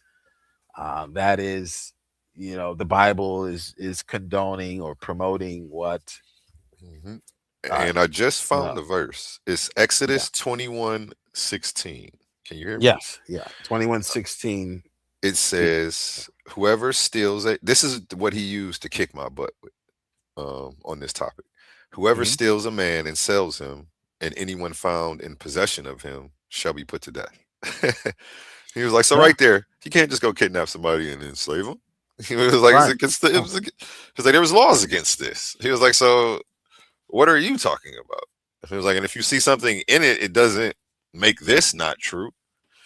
Like, so I ended up losing. That was 2 times I've taken an L to you and that guy. So I'm excited to see you get in the ring, because again, even just listening to you today, you have perspectives and rebuttals I've never heard put together the way you put them together. So I know you're going to do well. Yeah, you probably going to go far in this tournament. This is going to be nice. Oh yeah. I hope so too. And I'm donating my victories to your channel. Well, where is the money coming from? Is it coming from you, or it's literally coming? I go to work 4 nights out of the week and stand on my feet to pay for everything that I do. I don't really get a lot of super chats or donations. I get a few here and there, and I appreciate it. But I'm going to donate the winnings back to your channel. So maybe that'll help me win. It won't. I have judges and they do their thing. I don't talk to them about the debates or anything. I send them the link. They already know what to do, and we'll talk after they give a judgment. But I don't even want to put any thoughts in their head. I don't tell them it was a good debate or a bad debate or anything. Okay. All right, Boki. Is that Boki?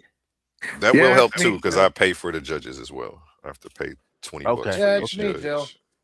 How's it going, Boki?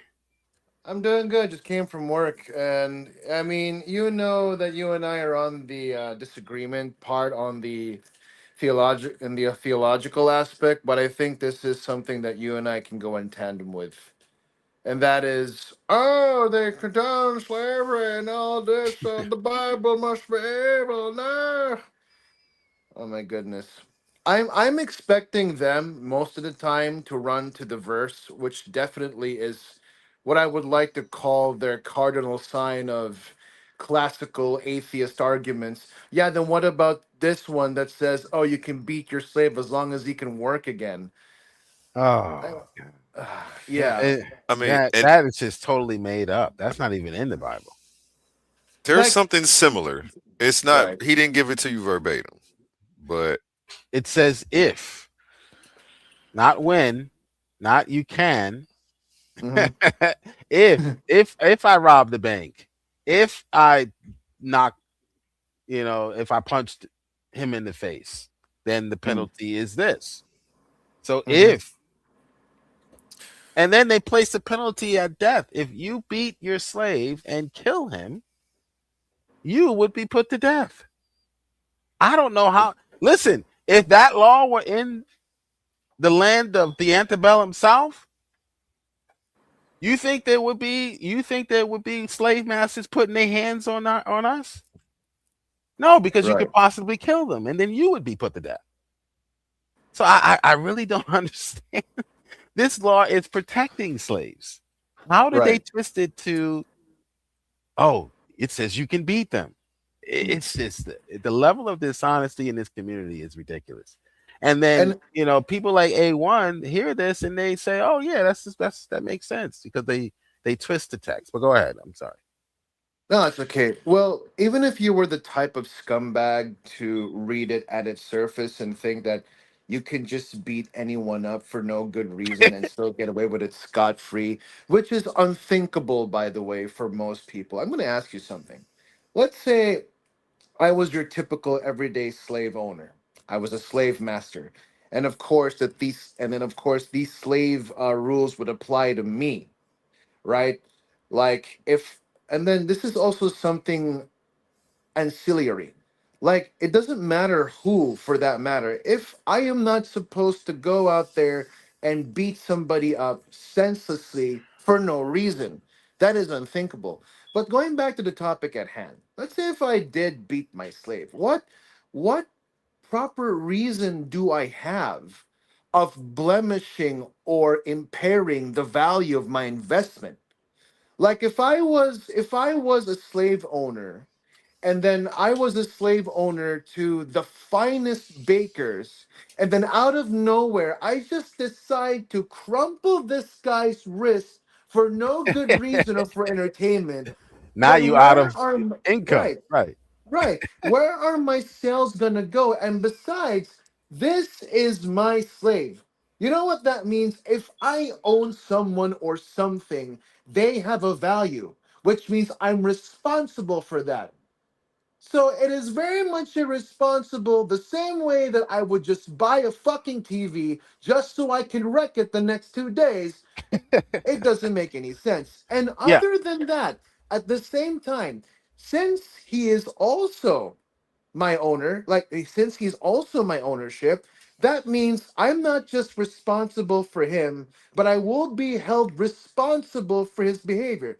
Let's say he decided to be insubordinate, go out and rape somebody else, and then they come to me and say, "Isn't this your slave? Didn't you tell him well enough to not go around and, I don't know, be a coochie toucher?" Like, what? So, what's going to happen to me? What's going to happen to me? I'm going to be liable because guess what? I own him. You know what that means? This is protecting me too as a slave owner. Because what the hell, man? One of your slaves is raping people. Now, I don't know about you, but if I find out that you allow this in your own code of ethics as a slave owner, you are as good as that slave owner that just robbed that girl's life and virginity. That's why we have punishment laws that to spare them from the majority of people that want them stoned and punished for this criminal thing they do. It would be also better for me to just lash him, which also includes that I'll just lash him well enough until he gets the message. But if I impair his function, then we have a different freaking problem. So you can't just read that and say, oh, you can just beat up people for no good reason. That's not what you're gonna get.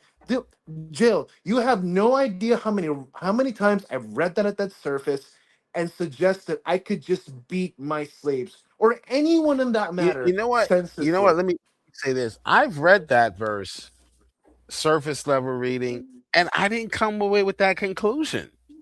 Me So neither. to me, it's a matter of the heart, because and a matter of willful ignorance. Because I don't. Where does it say you can beat anyone? For no good reason whatsoever. I don't understand how that became an atheist apologetic. I don't understand how it started. I understand that it is the case now, that is one of their main arguments that they've been arguing since Sam Harris, since Christopher Hitchens. They've been arguing this. Like, But imagine how did it start? I would like to be in the room where it started. Like, I want to be in the room. I want to be in that room where that rumor starts. Yeah, you know what? It would be better if we find that really old clip that made them think about it that way. And I would just, you know what?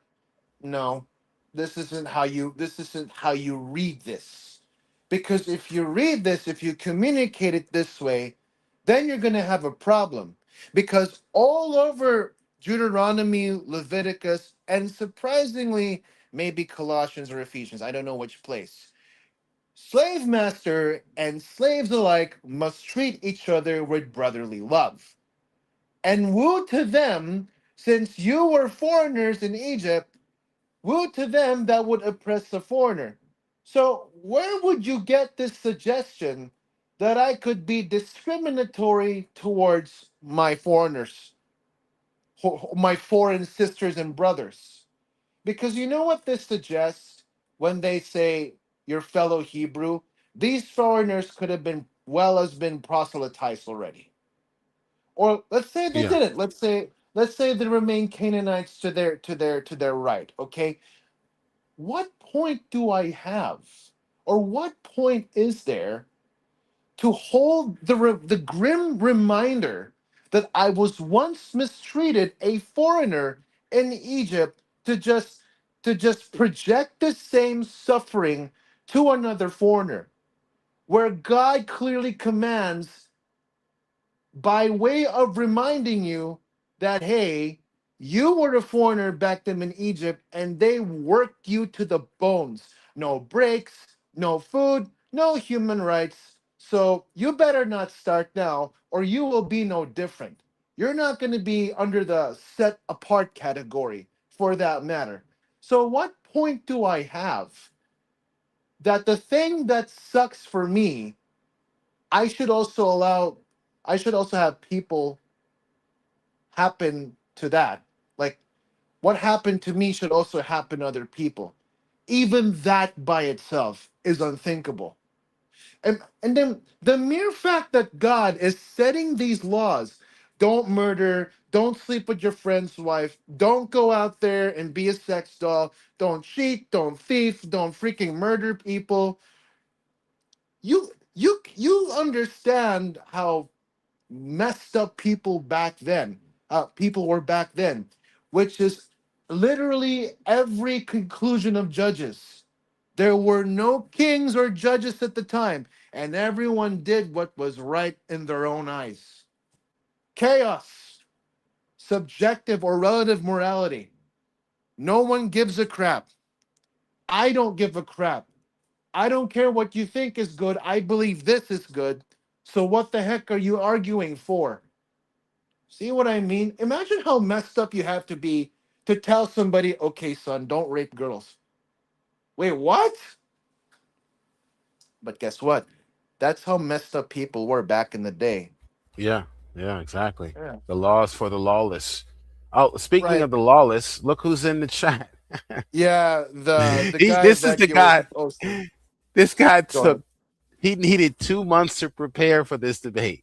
I can debate this right now as I'm putting on my slippers, like, and sipping my chamomile tea. I can debate this at any point. But this guy needed 2 months to prepare, and now he's talking trash. He thinks he's ready.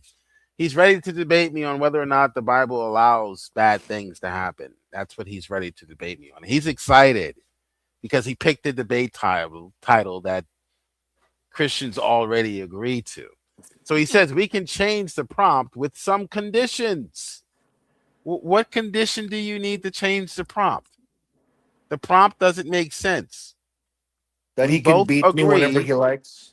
He's going to try to manipulate the topic again, the title again, to something else. I don't know, but we all agree the Bible condones several acts.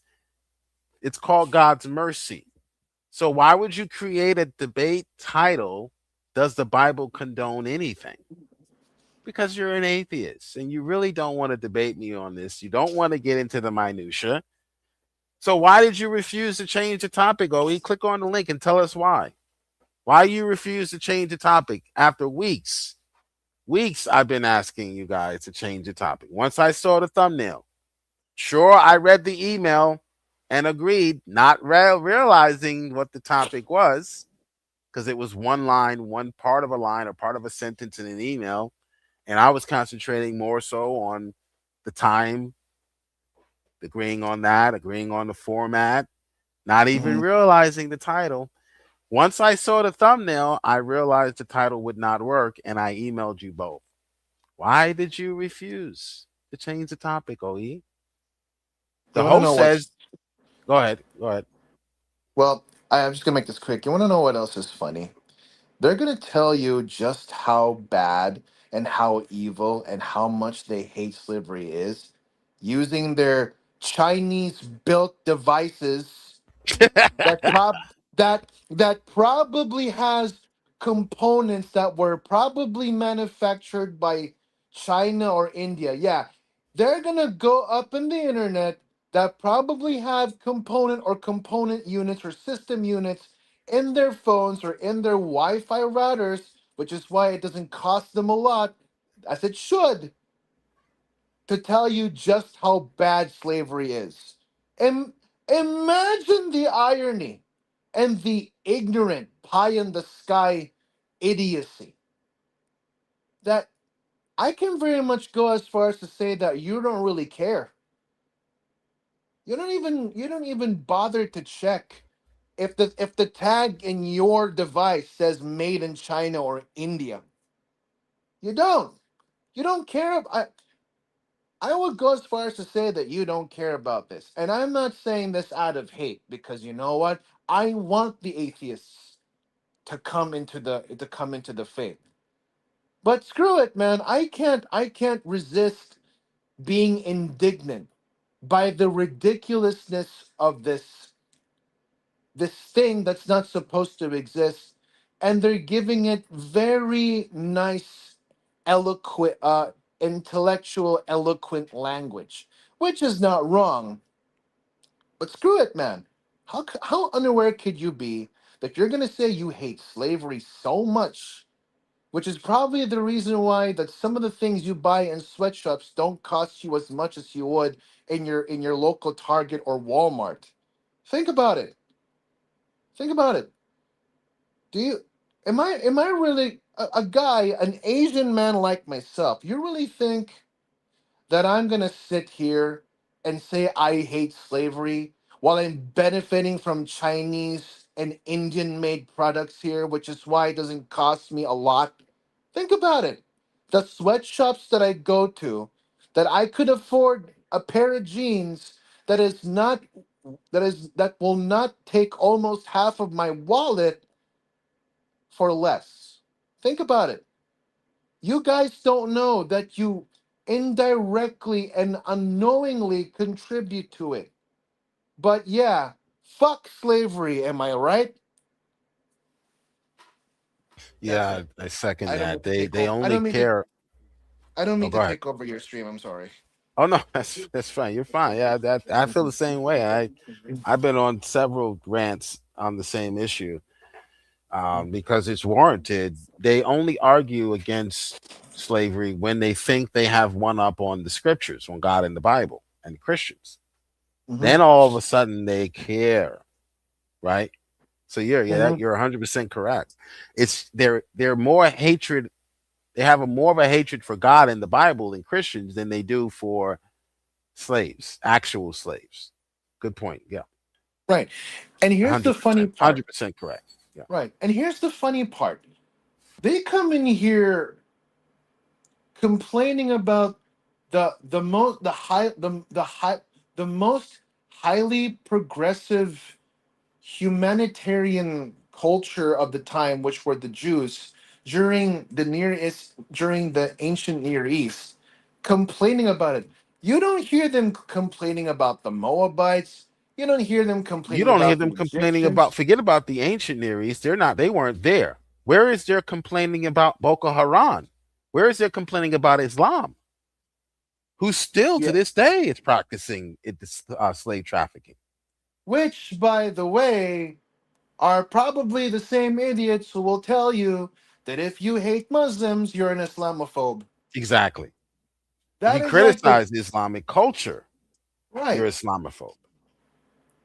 You criticize Islamophobe, then you're an Islam. If you criticize Islamic culture, you're an Islamophobe. But I'm going to go in there at the same time using my Chinese spelt device to tell you just how bad Islam is. Do you not see the double irony behind this? Yeah, Are you guys it's a this double standard. unaware? Yeah. We can change the prompt, the debate title, with some condition. Why? I wonder what those conditions were. Why didn't he say? You know what? I have These an idea. people are the most dishonest creatures on the planet. I'm going to say creatures because I think creatures that don't even, that have the rationale that we do, or they're sentient, but they're the most dishonest of all creatures. I'd rather interact with an ape at this point. I'm dead serious. You mean that? I mean, there was a meme about that where you have Darwin being shocked by a gorilla that could suddenly speak English. And then the gorilla says, "You know what, Darwin? Screw you. Don't associate me with these idiots." I love that. I got to find that meme. I mean, put it this way. Okay, fine. I don't care if you're a young Earth or an old Earth or a theistic evolutionist. Fine. Could you imagine you having a conversation with a monkey and you call him stupid? And then the monkey proceeds to say, "You're the only one who pays water so you can piss and shit. You're the only one who drives to a gym so you can walk and run on a treadmill. And then you're the only idiot that pays to eat." And we're the only ones that drink the milk of other mammals. Right. Well, I mean, I think it would be sort of off character of Yeah, me it wouldn't be cost effective. It wouldn't be. It would be cost effective, but it would be infantile of me. I mean, the logistics wouldn't work, right? It wouldn't work. The logistics wouldn't work, and I probably would have ended up making my mom more leathery than she should be right now, since I want. But I'll give you a better one. We're the only ones that voluntarily eat poison. If you put a processed piece of food in front of a squirrel or a bird, they'll sniff it, poke at it, and fly away. We used to put when I was a kid, we would put bread out, right? We would just throw a piece of bread out the window, and in seconds, birds from all over, from the south, from the west, from the east, would converge on that one piece of bread. Try that today. Yeah, go get one of those generic, brand, or it doesn't, maybe name brand. Go get one of those pieces of bread that they call bread today, and try that today. They won't eat it, but we still eat it. They won't. I tried it. I've tried it. They will not touch it. They wouldn't even not go as far as to go near it. It's not real bread, and they know it's not real grains. They know it. They know it's fake, but we know it's fake, but we still eat it. So Maybe animals are smarter than humans in some cases, in some ways. But yeah, but yeah, they're instinctual creatures, yet instinct alone, which is about the very thing they need only, is enough to tell them that, hey, don't eat this shit. Could you right. imagine? Could you imagine that? Could you imagine? Let's say, fine. Let's say you were an evolutionist, all right. I mean, because these topics don't really matter to me. But let's say, fine. Let's say you were an evolutionist and you come across Genesis 1, and then God then says at the latter end, "You are the stewards of this earth." So if I were to look at that and converge that with an evolutionist lens, that's kind of like telling that we're the highest point of evolution right now. We evolved from apes, so we should be much more rational. Am I correct? We should be the more intelligent, the more capable, the more, you know, the more being able to think right? Unfortunately, we eat things that we don't even know what they're made of. And yet a crow could be smarter than you, that if you put that piece of bread without any knowledge of you, without you having any knowledge of what is inside that bread, knows better not to touch it. Heck, I don't think he would even land close to it to begin with.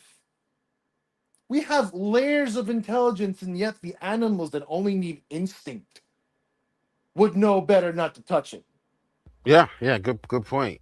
Maybe Yeah, make it's a my no-brainer. instead of this box where Mhm. Jesus is Lord over someone's face, why not just make me into a lion? Next time. That's the funny thing. Like back when we were kids, Make me like Batman or something, Superman or something. right. It's funny. Like when we were kids, we would prefer to be animals back then. Like I'm a tiger. No, I'm a jaguar. No, I'm a bear. That's the funny part.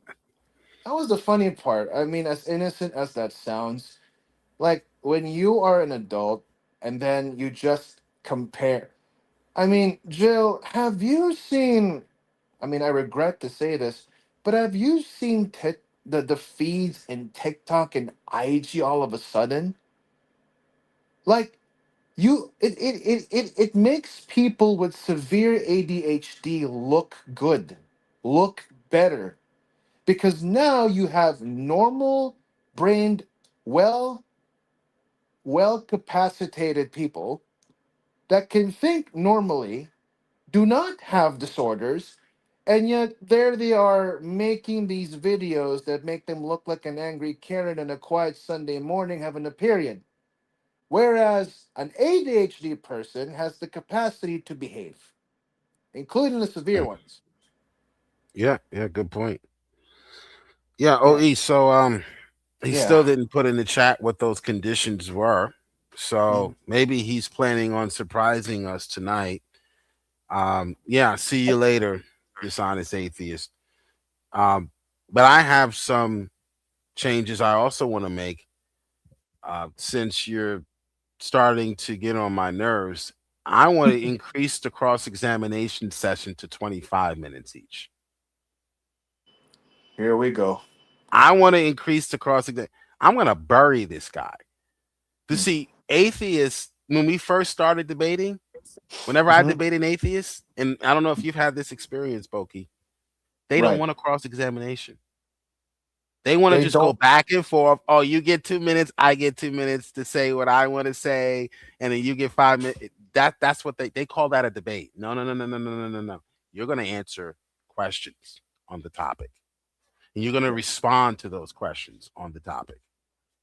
And let's see how well you do then. Sure, anyone can grab a microphone and get on and talk about the Bible condones slavery. It says you can kill.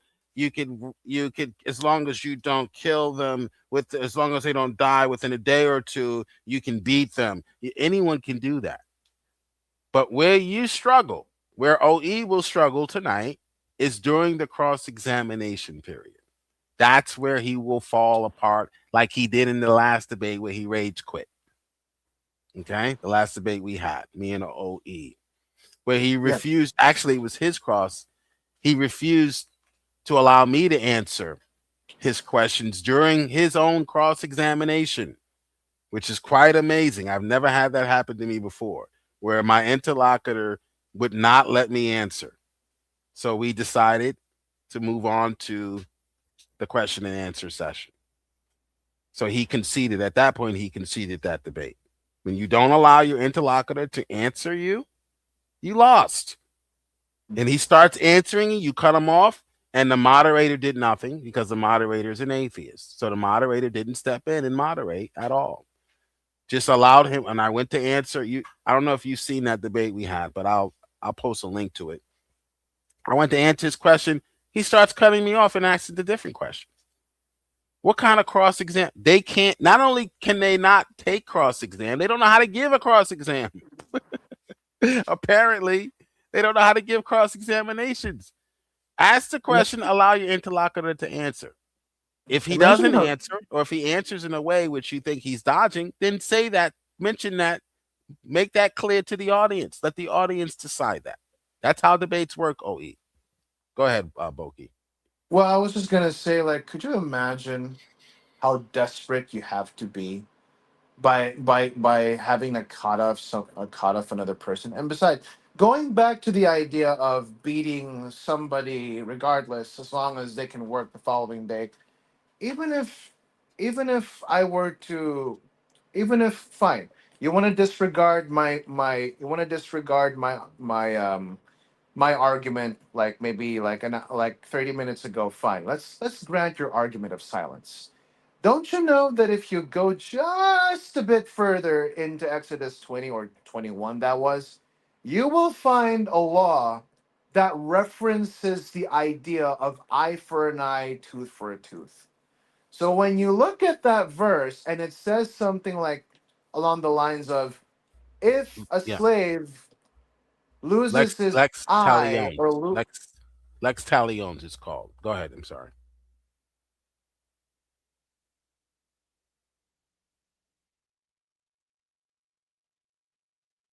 Boki, you there?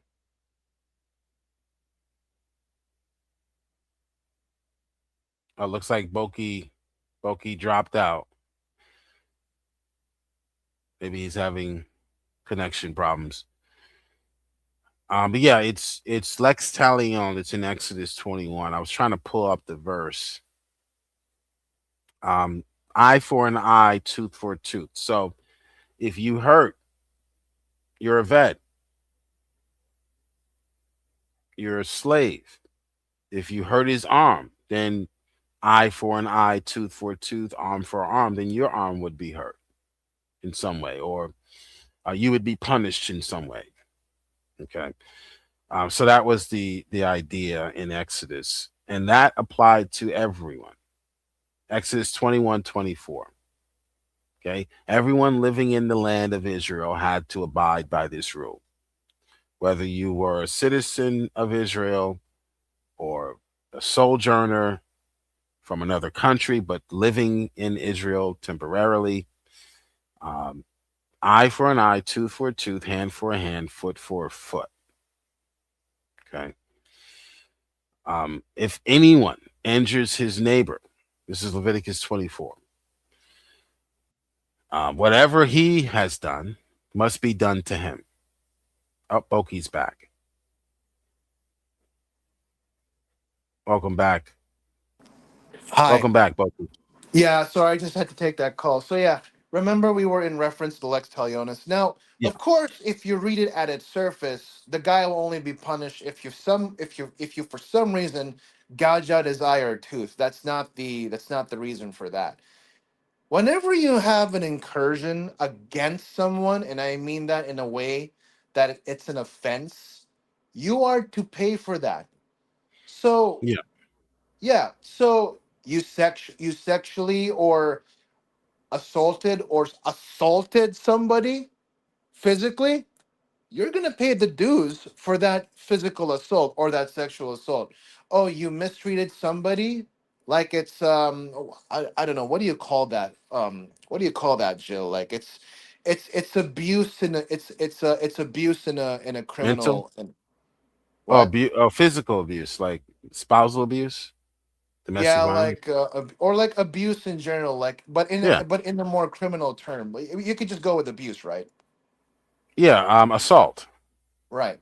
If you went with abuse or assault, you will be tried, and then you will have the punishment based upon that incursion against someone. It's no different. And you know what? If you were a prisoner, I mean, if you put a prisoner and a slave together, a slave has higher honor because, especially in the Jewish household, you weren't just a worker, you were part of that household, you were Yeah, part of the yeah. family. And then you could be richer than your masters, and you can make the decision whether to leave or serve him for life, which is why you will have some sort of consummation into the town hall and say, okay, you know what, he's one of us now, and he's going to serve me forever because you know what, he loves me. And then when the servant says that he loves the master, that means plenty of things. A good example would be Ruth, whereas Boaz was doing the moves on Ruth, and guess what? Yeah, that's her wife. That's his wife now. See? Yeah, So that's what Moiter meant by the Hebrews have no vocabulary of slavery, only servanthood. Exactly what you just described. Yeah. right. And remember, um, I forgot. I think it's called an abad, right? Or an abed, right? So Event. if Yeah. really, yeah. So abed is basically a neutral term for whatever servant or laborer or slave or whatever or bond servant, whatever. It's a word that could mean plenty of things. If you take it by its root definition, then you're gonna end up having problems, and you don't get to choose which semantic range works for you, and then Mm-hmm. that would be the case for all, Right. because if we're going to apply a bed like in the general sense, then we cannot make the distinction that the Egyptians put the ancient Israelites at in actual chattel slavery. We can't make Yeah. that. You need to Well, be, yeah, go ahead, yeah, go well, ahead. the Israelite situation is kind of interesting to me, at least, because you can notice if you're reading carefully, they were aveds Right. voluntarily. Mm-hmm. They were workers. They worked Mm-hmm. as skilled craftsmen. They were not doing, labor that just lifting things. They were craftsmen. They were architects. They were building. They were builders, what they call builders back then. They which were would hired probably workers. Hired. which would probably also explain the immense amount of idol worshiping, since you have these Oh yeah. craftsmen to build. Oh yeah. They Yeah, brought since you those have, idols with yeah, them out of Egypt. Yeah, yeah. They brought right, them with. because you have these rising amounts of craftsmen, then you could ask them or commission them to build whatever you wanted them to build. Yeah, they brought those skills with them, of course. They brought those Yes. skills with them, and they brought their idols with them as well out of Egypt. Okay, out of Egypt, right? Yeah, Out of Egypt, I exactly. call my people, right? Um, Exactly. so Exactly. they were skilled craftsmen, paid, hired by the Egyptians. They were Correct. contractors, if you will, hired.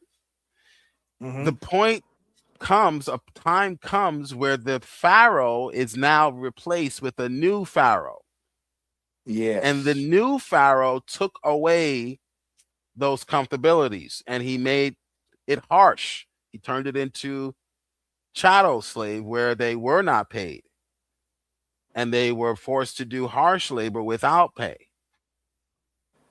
Yeah, they Then were worked God to the bone. says, right, Mm-hmm. then God says, let my people go. He didn't have a problem with them in Egypt before that. Right. So there you can see clearly a case study of the difference between what a chattel slave would be and someone who is working as what we would call like on a work visa, Mm-hmm. or someone that's here from another country on some sort of assignment, whether it be in biology, a biologist, a chemist, or some sort of task that he, the people who created the A bomb were from Germany. They weren't Americans. They were flown in to do that job. Oppenheimer, yeah, definitely an American guy. Definitely an American guy, guys. Oppenheimer, yes, yeah, but many of them were German as well. They brought in. They still do this to this day. They bring in experts from other countries to build things, to create things in our country. So Egypt had the same type of system in which they would hire experts. Everything was not about chattel slaves, even though Egypt had chattel slaves as well. They also, I don't believe the Israelites were that type of slave initially. I don't know what your thoughts is on that, Tech, but it seems to me that they had some sort of assignment or were on some sort of assignment. And then once the new Pharaoh came in, everything turned upside down. Right. Yeah. Because when they figured out that, oh, look, there's an increasing amount of Israelites. And I think at the time that was a threat to their kingdom. Yeah. And they also saw the Israelites as a threat as well. Yeah. So they began to, this was a new Pharaoh, however. The old Pharaoh that was friends with Joseph, they didn't have a problem with. He didn't have a problem with the Israelites. Right. The new Pharaoh Joseph himself was an Israelite. Exactly. And Joseph was second in charge. He was second in command of all of Egypt. Whoa. So, right. So this was not a chattel situation in which they were not being paid and being mistreated and all those things that go along with chattel slavery and didn't have freedom, etc. This seemed to be more like a contracted voluntary situation that turned bad when a new ruler came to town, a new sheriff's in town. Okay. Right. And by the way, mind you, like, I don't know if you know this, but this still kind of happens today. Like, take for example, like people in Korea would kill to be able to work at least as a janitor in Samsung. Oh yeah. Yeah, back then. Sweep floors at Samsung. Right. By the way, back then, if you wanted to escape the elements that could definitely harm you, scorching heat, bandits, and if the bandits don't get you, beasts in the field, or birds that are just so severely hungry that they will just bite a living human being and then wait until it's dead. Well, guess what, dude? Nothing to fear. Go to the cities. Just like what we do here. We go to different cities because we believe we're being mistreated here. So we go and work abroad, hoping we can make a better future for ourselves there. And then getting the money and trading it in the value of the economy that we definitely don't control, that we get the pay that we believe we deserve compared to where we are right now. But if you want to be free, yeah, sure, you can be free. You could go live in the woods. You can go hunt for your own food. You can have your own electricity. I mean, sure, it would be less convenient for you, but you, as an atheist, could live in your moral impulsions by not working in the value that the economy trades in for you that you yourself do not control. And then, you could live scot-free and not having to be, the servant of one above you. You don't have to do that. But I would just say, good luck with the animals, good luck with wolves and bears and caribous that believe that you're nothing more but a speck of dust that doesn't deserve to live, They're still going to have to follow someone's rules, if not the rules of nature. Exactly. So you're never going to get away from rules as long as you are in this created universe. There will be rules you must follow. So, but you brought up something about people running to Israel. People ran to Israel to escape what you just described. Right. And Israel was commanded to offer safe harbor to foreign runaway slaves. That's according to Deuteronomy 23. Right. And not just slaves. Most of these guys were travelers. Yeah, So they were basically, sojourners. The Bible calls them right. sojourners. Yeah, regardless, okay? Whatever their reasons, because they believed that their city or the place they lived in was crap, and then they hear news of, oh look, you work in a Jewish household, you are treated like a puppy in there. All you gotta do is render services, honestly. Yeah, all you gotta do is render services, and then they let you partake in their bread and their finest wine. Just go in Yeah, there. I say this all the time. Mm. These people would have lined up. They would have been first in line to be in the vet in the land of Israel because Right. they don't like to be uncomfortable. So they would have been the first in line. Someone who likes to be outdoors in the elements, and they maybe would not have been interested in Israel to work there. They would prefer the fields. But if you were an atheist back then, a weak beta male atheist liberal, 90 pounds soaking wet, even with your Timberland boots on, Right. you would have ran to Israel and said, "Sign me up." You would have ran there. It's like working for Google today. You have, but you got to live on campus, right? You got to follow the Yeah, rules sure. of the Google campus, right? So yeah, they would have Exactly. ran to that. They would have ran to be in a vet, but they don't understand that. They don't read enough of the details. They just select, handpick, cherry pick details. And the interesting thing about, and I've debated several atheists on this topic and Muslims alike, they will take bits and pieces. Not only will they cherry pick, but they'll take cherry picks selections of pieces of different text. They'll rip them out of their immediate context and then mash them all together to formulate some sort of narrative story. You can beat them to save their life. They take that from Exodus. You can capture them and force them to work. They'll steal that from Leviticus out of context. And they'll glue together. This is what OE is going to try to do tonight. He's going to get crushed. Listen, OE, you notice I'm not afraid to even tell you what my argument's going to be? You notice that? You needed 3 months to prepare for this moment. I'll crush you before the debate even starts. You can go to my video and watch all my videos to your delight on slavery. We don't know what you're going to argue. Well, actually, we do, because it's the same regurgitated nonsense that's been preached for the past 20 years in your atheist apologetic dung hole. So, yeah, we know what you're going to say, but you haven't even publicly presented your argument. No one's afraid of you. Someone that's afraid of you is not going to publicly present their argument the day of the debate. So go ahead, Boki. Go ahead.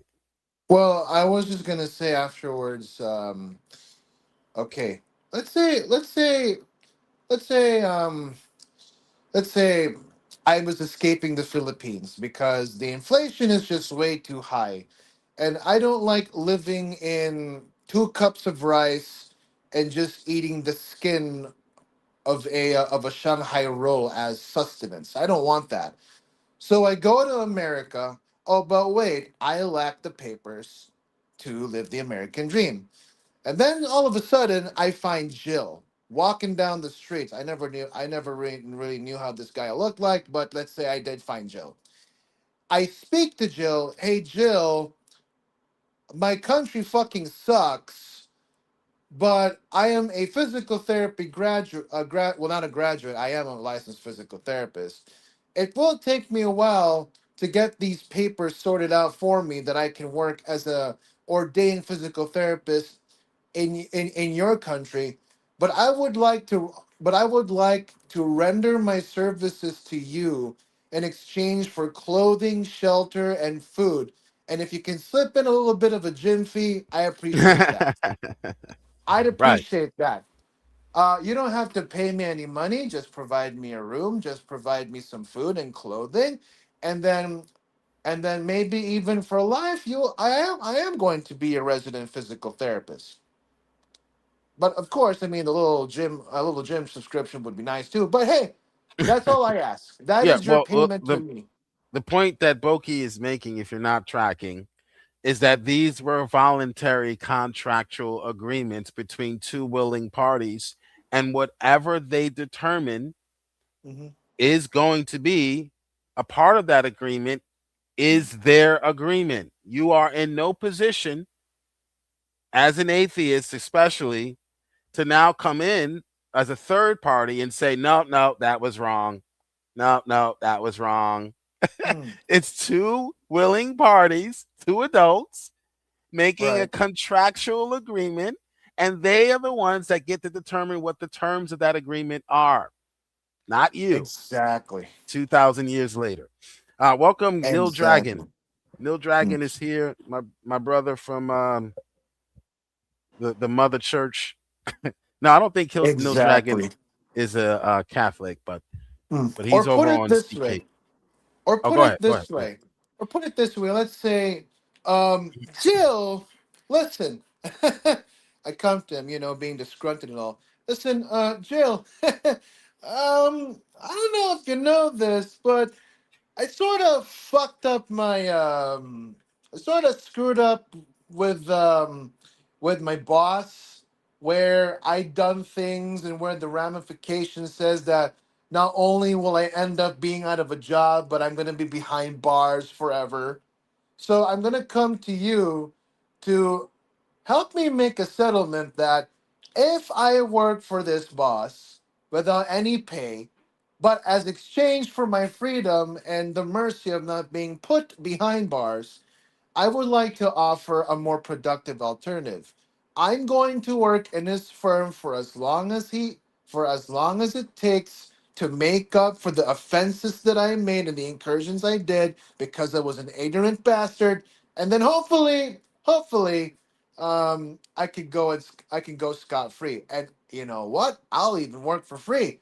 All I want is my freedom and some food and some shelter and some clothes and that gym subscription again. Regardless, please. Because I don't want to sit behind bars for the rest of my life out of pure ignorance. No. I want to make up for that. Do you think that would be a more merciful affair? That instead of being a prison, I just end up being a slave until to the point where I can earn my freedom? Right. There's That mutual would have been benefit behind that. that. Yeah. There's mutual benefit. But even if it is not mutual, now the atheists will try to argue that it's an unequal contract. Doesn't matter. Doesn't Would it matter. matter? Would it If matter? if I agree to it, Mhm. whether he's getting more benefit out of me than I am of him is irrelevant. I agree to it. Sure, I'm not getting paid a salary, but I'm getting clothes and shelter. Sure, he's exploiting my labor. Apparently, some you might suggest. In your opinion, I didn't think so when I signed the contract, and I still don't think so now. So I'm still in the contract. You have no right to come in. We're going to call 911. 911 is going to arrive. They're going to say, do you want to be here? I'm going to say yes. They're going to leave. Exactly. So you have no argument against voluntary servitude, which is my position, is what was going on in the text. And OE will have no argument against it. He won't. Let me read this comment. And by the way, I said I made incursion in my analogy. I've said I made incursions and offenses that could land me in jail for life. So, what makes you think that while yes, I do get my labor exploited, but would have the right to protest that I should be treated fairly when I did incursions that were grave against somebody? You know what I'm talking about? Right. That means I am on an exchange of imprisonment or death. I am put under labor to make up for the offense I made, which is a far more merciful state of affairs because, hey, this is better than getting my head chopped off in the guillotine. Maybe I should just, work for the guy. You feel me? The debate is actually at 9 p.m., not 8 p.m. I said 8 p.m. Eastern earlier, so let me correct that. Let me read this comment. As more Americans understand the Bible, I think that's probably the opposite is happening, as Scripture predicts what happened in the last day. I believe that many soon will understand that science and so-called logic don't have a place in God's country. That's Even bullshit. though the pioneers of science, Western science, were all Christians, right? Okay, all right. So let me post this. Does the Bible sanction chattel slavery? Oh So I've yeah, already there's no way changed the he could title. lose now. There is no way he could lose now, right? Change the debate. Something less general, but more unto his flavor. There's Yeah. no way the great OE could lose now, right? Why didn't he? Wrong. No, Mike. Maybe I asked A1 when he was in here, and we all know the answer to this. And he answered, I I think, mean, what? along the same lines that I was thinking, that he's just afraid of me. But why wouldn't he agree to change the topic? What would you think? What was you thinking when you heard that? He refused. I brought this up weeks ago that this doesn't make sense. I can't argue or debate against something that I already agree is the case. God condones you. He allows you to live. It's called mercy. He doesn't kill you when you mess up. God condoned a lot of things in the Bible. So after hearing that and hearing me concede that I didn't realize this was the title, and I agreed to it one time. And then once I recognized this was the title, when I saw the thumbnail, I said, whoa, pause. Who came up with this? This is not a good idea. But why do you think OE still, even after weeks of explaining this, he still refuses to agree to a topic change? Why do you think that is, Boki? Because he's trying. I'll put it this way: he's spent 2 months preparing just so he can dodge. Exactly what I was thinking.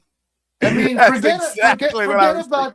forget about hiring a slave so you could just impair him for no damn reason. How about preparing for 2 months to only deny the function that you have for this said day? Like, what the actual hell, dude? And I mean the actual hell. I mean, I don't get it. Like, it's not like he doesn't believe this is the Bible doesn't change. It's not like he believes the Bible, or he doesn't believe the Bible sanctions slavery. He does believe that. He believes it condones and sanctions slavery. I believe it condones but doesn't sanction. So why not debate on what we disagree on? Even something more general. Let's say, no, he doesn't believe. I mean, like, no. Let's go with something more general. Let's say not condone, because I put up a definition of condone, right? But let's say he allows it, right? What Let's give it do you something more think? general, like. I think condone means allow. I know it does have a different connotation a bit, where the But still, condoning is yeah. it's sort of allowing and also saying that it's okay. That's why Yeah, you're allowing it. But God allows it, but he says it's not okay, but he still allows it. So yeah, I get it. I get it. But yeah, or put it this way, like, I mean, I like that. Let's say, even if you were to use allow or condone, I'm going to tell you right now, things are good up here, dude. Yep. I am not being mistreated like a Chaldean or an Assyrian or an Egyptian slave owner would do. No, we're drinking wine like we're brothers over here. And then then after I craft this piece of wood, we're gonna be hitting it up with the master. We're gonna go out there, have our bread, get wasted on wine and get some shabushka or wine, some red whatever, wine. and then Make sure that red Jesus isn't around, because wine. he'll turn your wine into water. Make sure he's not around. Yeah, like, having a good time and you're out of liquor, then Jesus just visits your house and like, oh, what is this? Ain't got liquor? Don't worry, I got you covered. Zap. Could you imagine he just walks up in here, is like, well, that he walks up in there graciously and says, Now this isn't a way to celebrate your victory. Fear not, my brothers, fear not, my children, for I have not come to be served, but serve. And look, voila, water into wine. Yeah, that would be good. But yeah, you know what I'm getting at. It's like a little. I mean, for you to be And the atheists working still in a wouldn't believe, Jewish. by the way, even after seeing that, they still wouldn't believe. Well, I wouldn't doubt them too. Well, I wouldn't blame them either, because I guess for quite a time they've always believed it, and I don't blame them. I mean, I don't know about you, Joe. I think I believe you've had your fill with them, but for me, I don't blame them because they've spent their lives, or they spent a fraction of reading those things, and they do believe it, and I don't blame them. It takes a while for them to have such an attachment, slowly but surely removed, because these things are glued into them, and I don't blame them, because there were things in the Christian paradigm that I did believe once, and then when I came to my senses, and even if it hurt me, well, I'm just gonna say it did take a while, but by God's grace, I'm still alive and kicking to be able to do that, to make that decision. Now, I don't know how you would put that in a Calvinist perspective, but what I'm trying to advocate is grace and mercy for the atheists. That's what I'm trying to say. I'm having a Amen. more Amen. Yeah, I'm trying to have a more charitable approach instead of making them like our opponents or adversaries, because what really hits me with that one too is Paul stressing to Timothy that our true enemies are not outside of the faith, but the ones within it. Mm. And I'm not talking about like Calvinism or like your regular, clashing of ideas and theological tenets between your Molinist and Calvinist relatives. No, I'm talking about heretics trying to corrupt the image of God. That's what I'm trying to do. Like, Yeah. that's what I'm trying to Yeah. get at. Paul says calling people after themselves, away from Christ, but after themselves. Yeah. Right. Well, you know what, Joe? I really got to go because I got something to do. But thanks for having me, dude. It's been a Oh, while no since we problem. had No this problem. I'm conversation. going to wrap this up anyway. I got to get to work myself. So I'm going to wrap this up. But thanks for coming by, and thanks for your commentary, and for speaking on these issues. Maybe you can replace me. If I don't show up, or if the debate is canceled, Mm. maybe you can take my place. Okay. Right. Well, I appreciate that, Joe. All You right. you you keep safe. God bless, dude. All right. God bless you. Take care. Bye bye. All right. So that was Boki. Does the Bible sanction slave trafficking? Let's change the title. I don't know. Why won't these cowards change the title to the debate? I don't get it. I don't get it.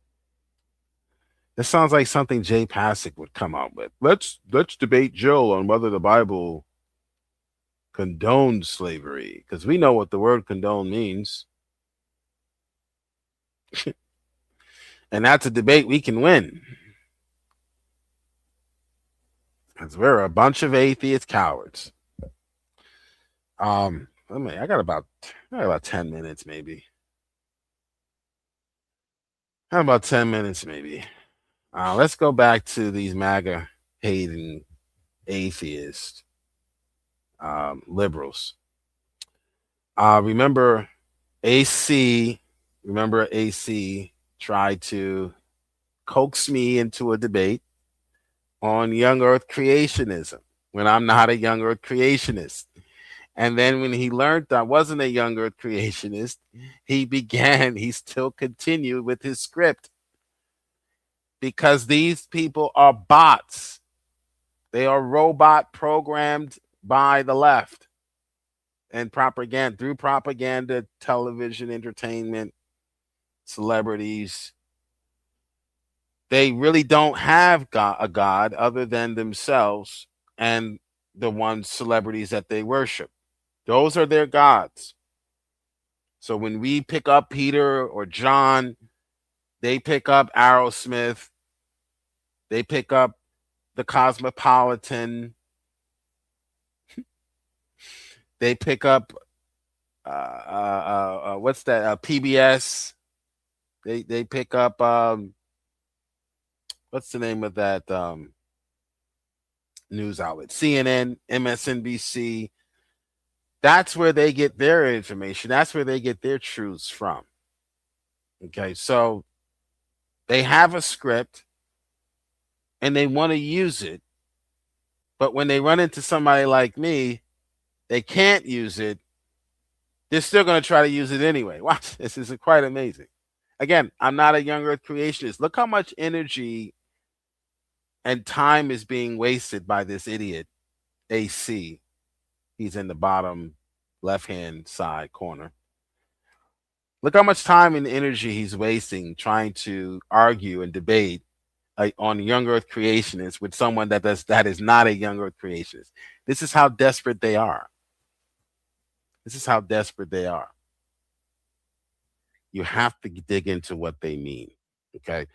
What they actually are saying is all right. So where did we leave off? We left off with him claiming that Philos, who lived a long time ago, claims that we can read the Bible non-literally and literally at the same time. Mr. AC does not know what that means because he is literally illiterate. He is illiterate. Okay, he can't read literature. A literary illiterate. Is that even a term? He is a literary illiterate, literally. Not figuratively speaking. He doesn't understand what Philo meant.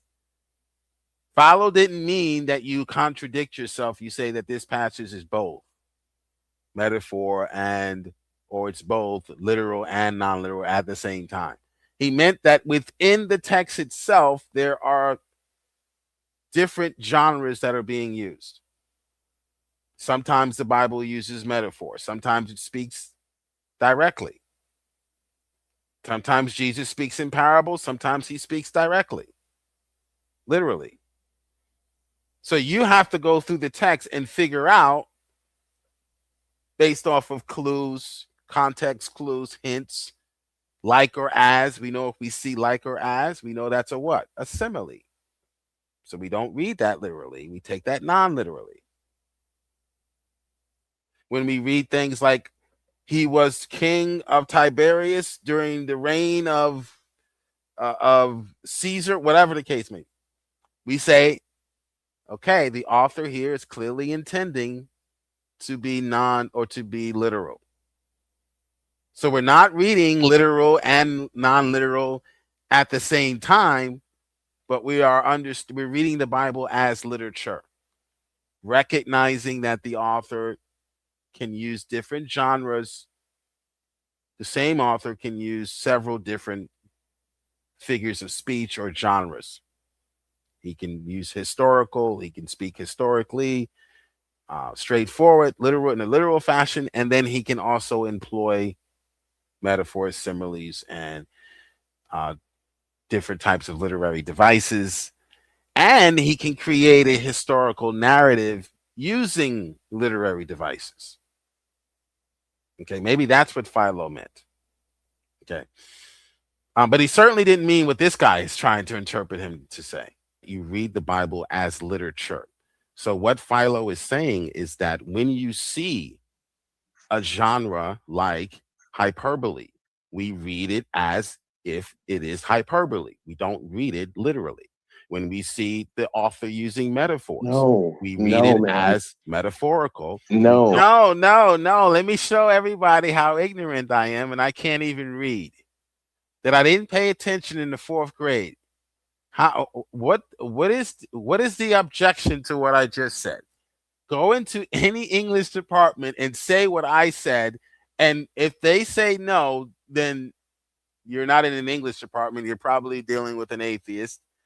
Okay, go to any English department and say what I just said, and I guarantee you They won't say no, like this idiot just did.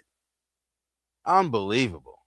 Philo is saying you can read it both literally and non-literally at the same time. Like when he says, and I'm when trying you to explain read, what does that mean? Does that mean that you could read the same passage literally and non-literally at the same time? The author obviously intended to communicate one or the other. The goal in reading anything is to figure out the author's intention, not to just say, oh, I can read this any way I want. Well, when Jesus says, I am the door, I can read that literally and be just as accurate as you. No, dummy. When Jesus says he is the door, he doesn't literally mean, in a wooden literal sense, that he has hinges and that he is made out of wood.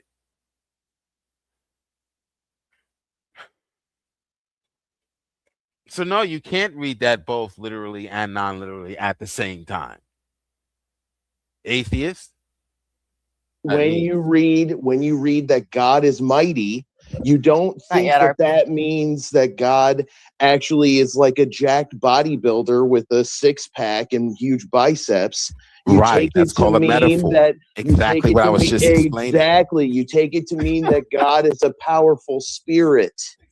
It's not saying this literally. So you can read it both literally and non-literally at the same time, which is what Philo did he just do that in his rendering of that text?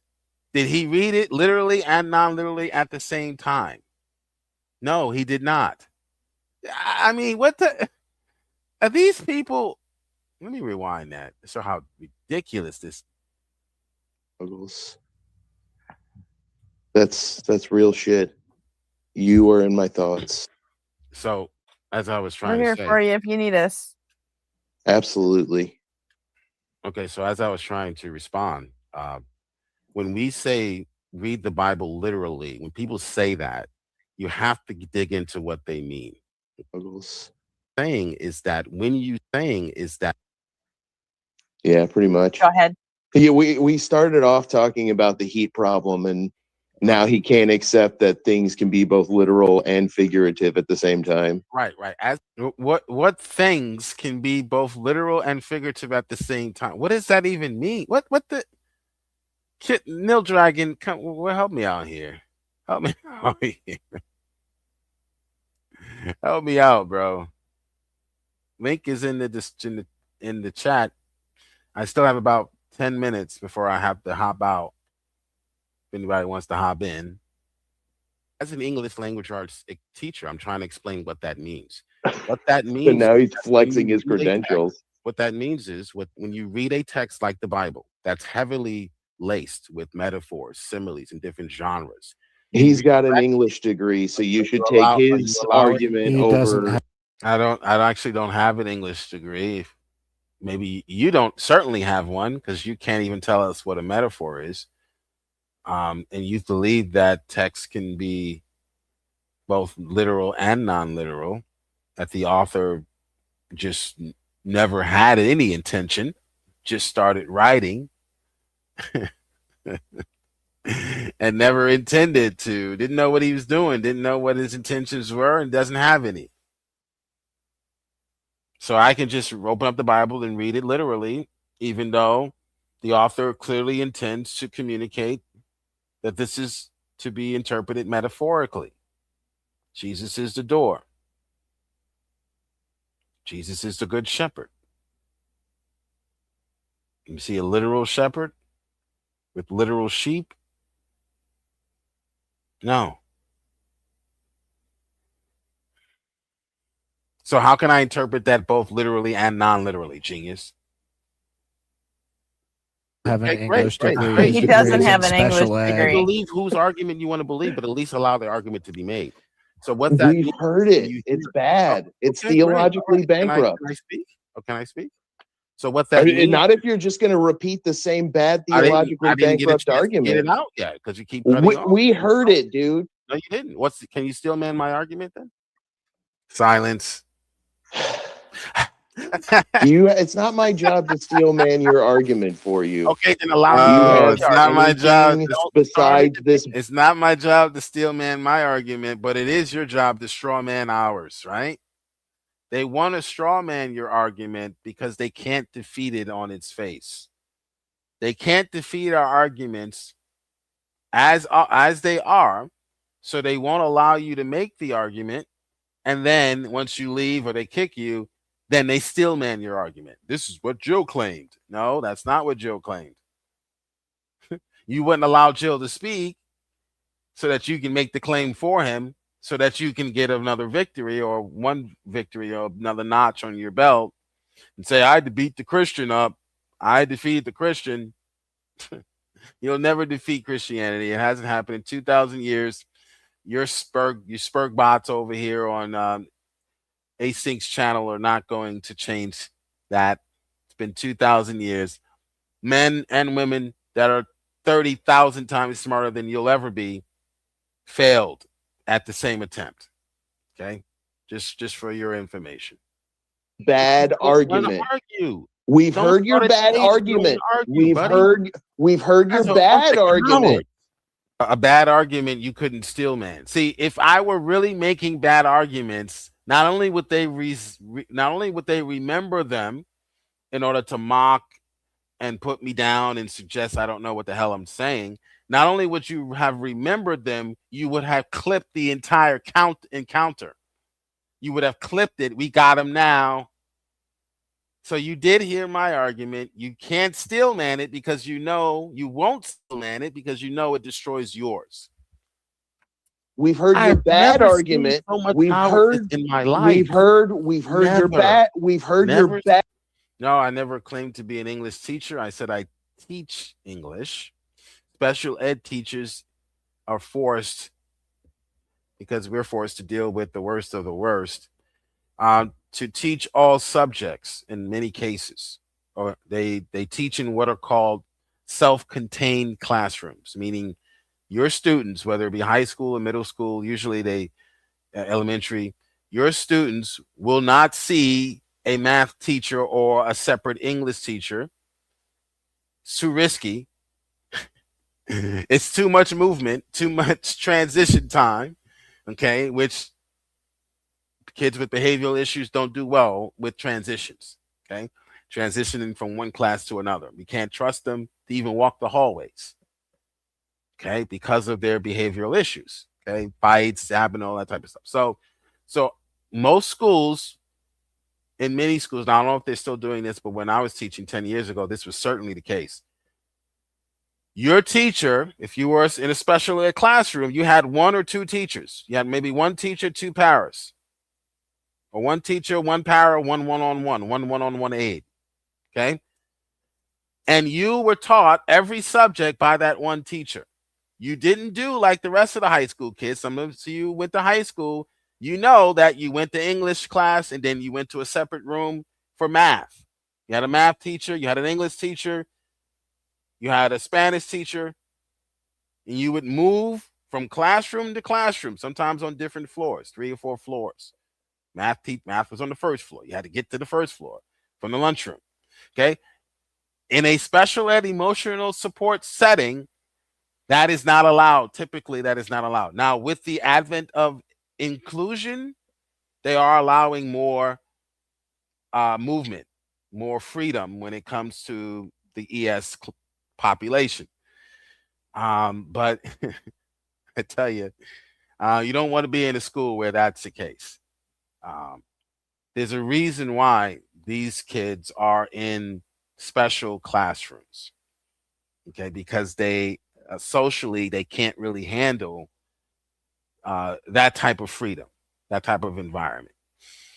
And some will criticize it and say, well, it's preparing them for confinement or jail. And yeah, it is, because that's more than likely where they'll end up if their behavior doesn't change. Okay, so in the school I'm in now, you can't even leave the hallway. You have to have a key card to leave the hallway. Because they can't even leave and go to a different part of the floor or that section of the school without a teacher. or a behavior manager or some sort of adult, they can't even move freely in the building that they're in.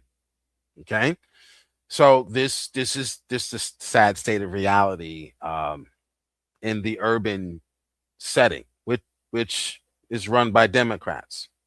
Okay, so I thank God for the Democrats, because without them, I may not have, job doing what I'm doing. I have, like you, I may be forced to work in fields that I hate.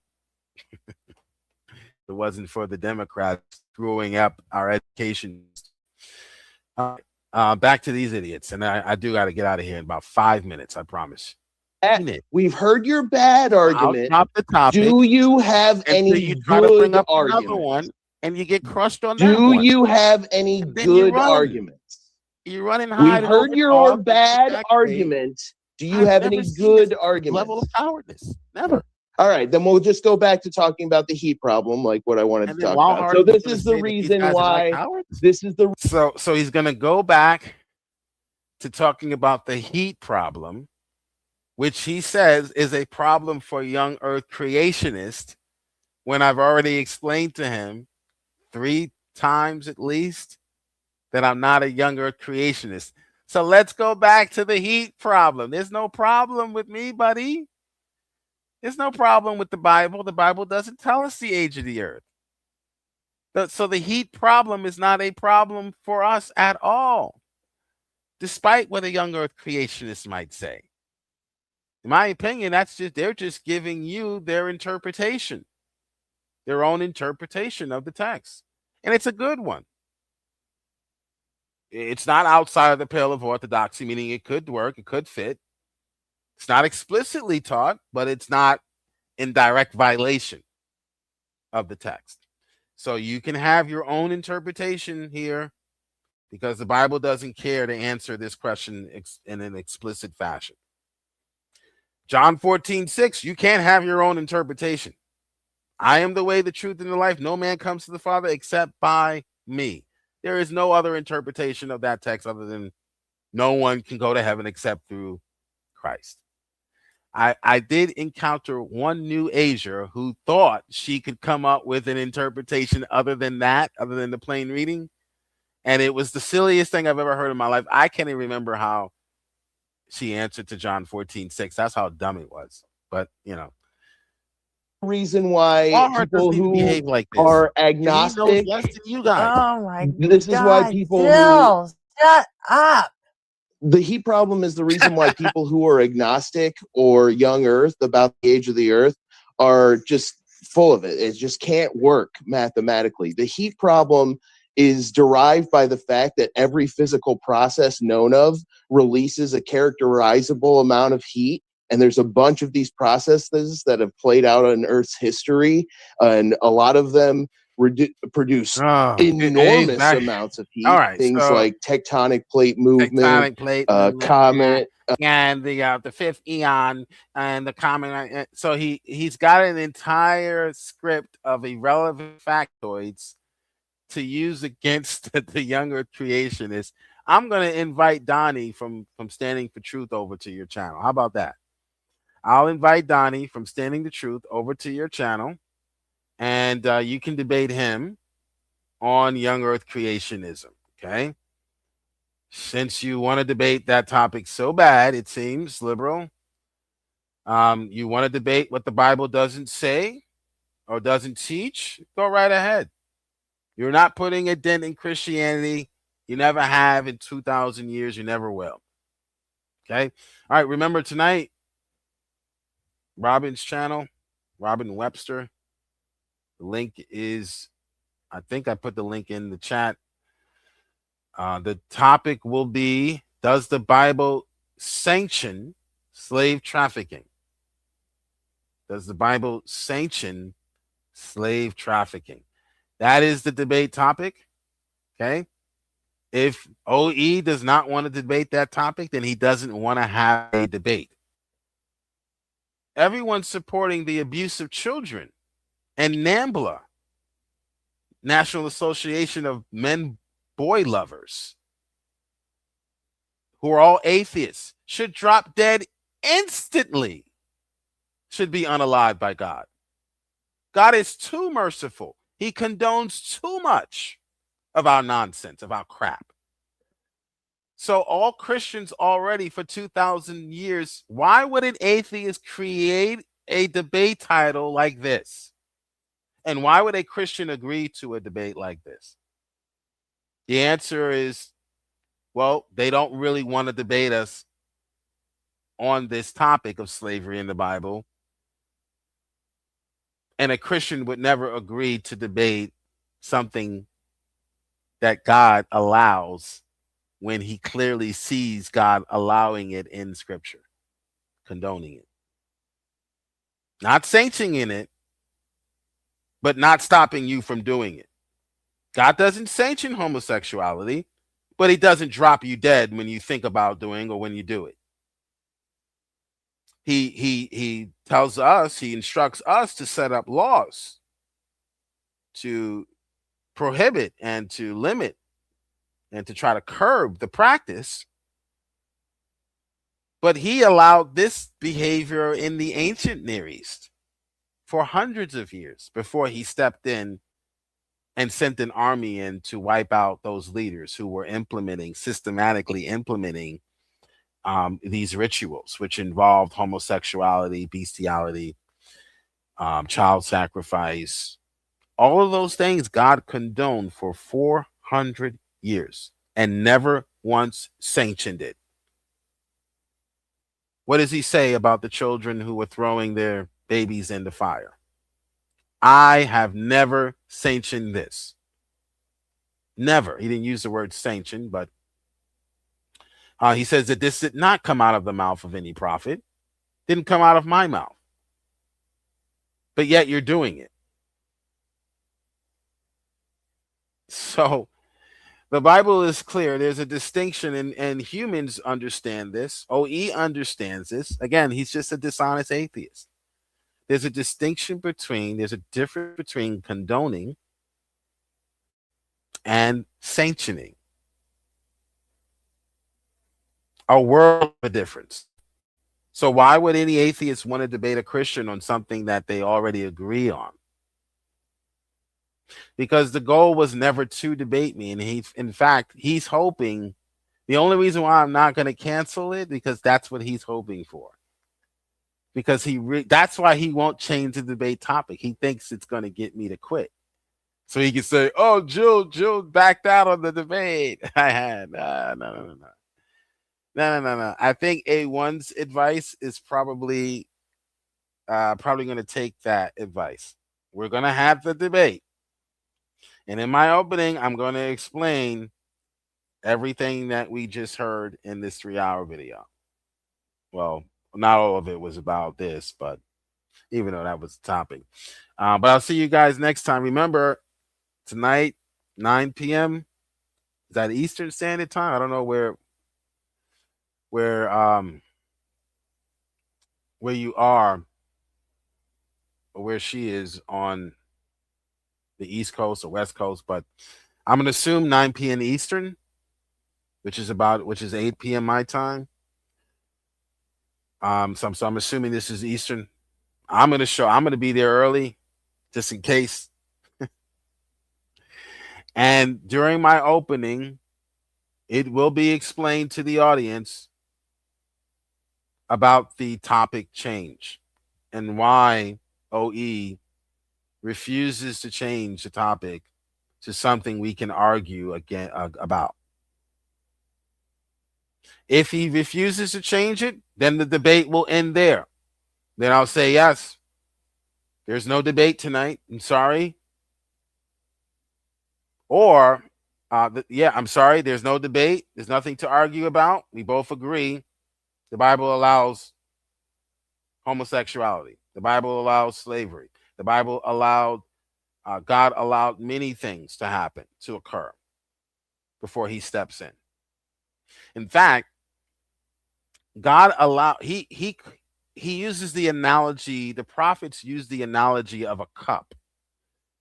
And it says that once the cup is filled with iniquity, So he condones, allows, mercy. Okay. All right. Wink. Okay. All right. You messed up. Okay. Once it reaches the brim of the cup, the Bible says God pours out his iniquity, pours out the iniquity onto you. That's what God's wrath is. When God's wrath is your iniquity stored up. Whew. This is amazing. Your iniquities, your sins, your misdeeds, your bad thinking, your behaviors that are against God. God does not punish you upon each behavior that is occurring. He waits, he stacks them up until it reaches the brim, and then he pours it out back on you. Unless he sees Christ in you. If he does not see Jesus Christ, and that Christ has atoned for your sins, and that you are one of his, he will pour out his wrath upon you. That's what happened to the children in the ancient Near East. They stored up iniquities to the point where God says, that's enough. Now I'm going to pour out my wrath. You're going to get what you deserve. So God does condone many atrocities, but he never sanctions them. Never. That's why OE is afraid to change the topic, the title of the debate. That's why he's afraid. Because deep down, he knows he cannot win this debate. He can win the debate.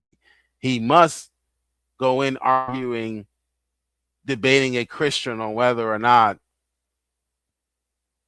the Bible, it was 50 to 70 years before we found out that there was an actual copy of the text, written text, right? So there's a 50 to 70 year gap, 50 to 100 year gap between the events that actually happened in history and when we actually have a book about it, a written story about those events. So it's about a 100-year gap. Why would you debate a Christian on that? Christians already agree that's the case. Now that you can debate what the implications are of that fact. You know, what does that mean? Does that mean that there could have been some corruption during that 100-year gap? Maybe someone changed some things. You can argue that, but you're not going to argue with a Christian that there's a 100-year gap.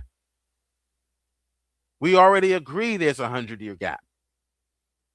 So when a Christian points that out to you, why wouldn't you change the debate topic to something more specific, to something you can actually argue against him with? Because you don't really want to argue with a Christian. You don't really want to debate a Christian. If it wasn't for God's mercy, he would have wiped you out a long time ago for making this dumb debate title. I'll see you guys next time. Oh, and don't forget, so God condoned you making this dishonest title and trying to slip it by me. You almost fooled me.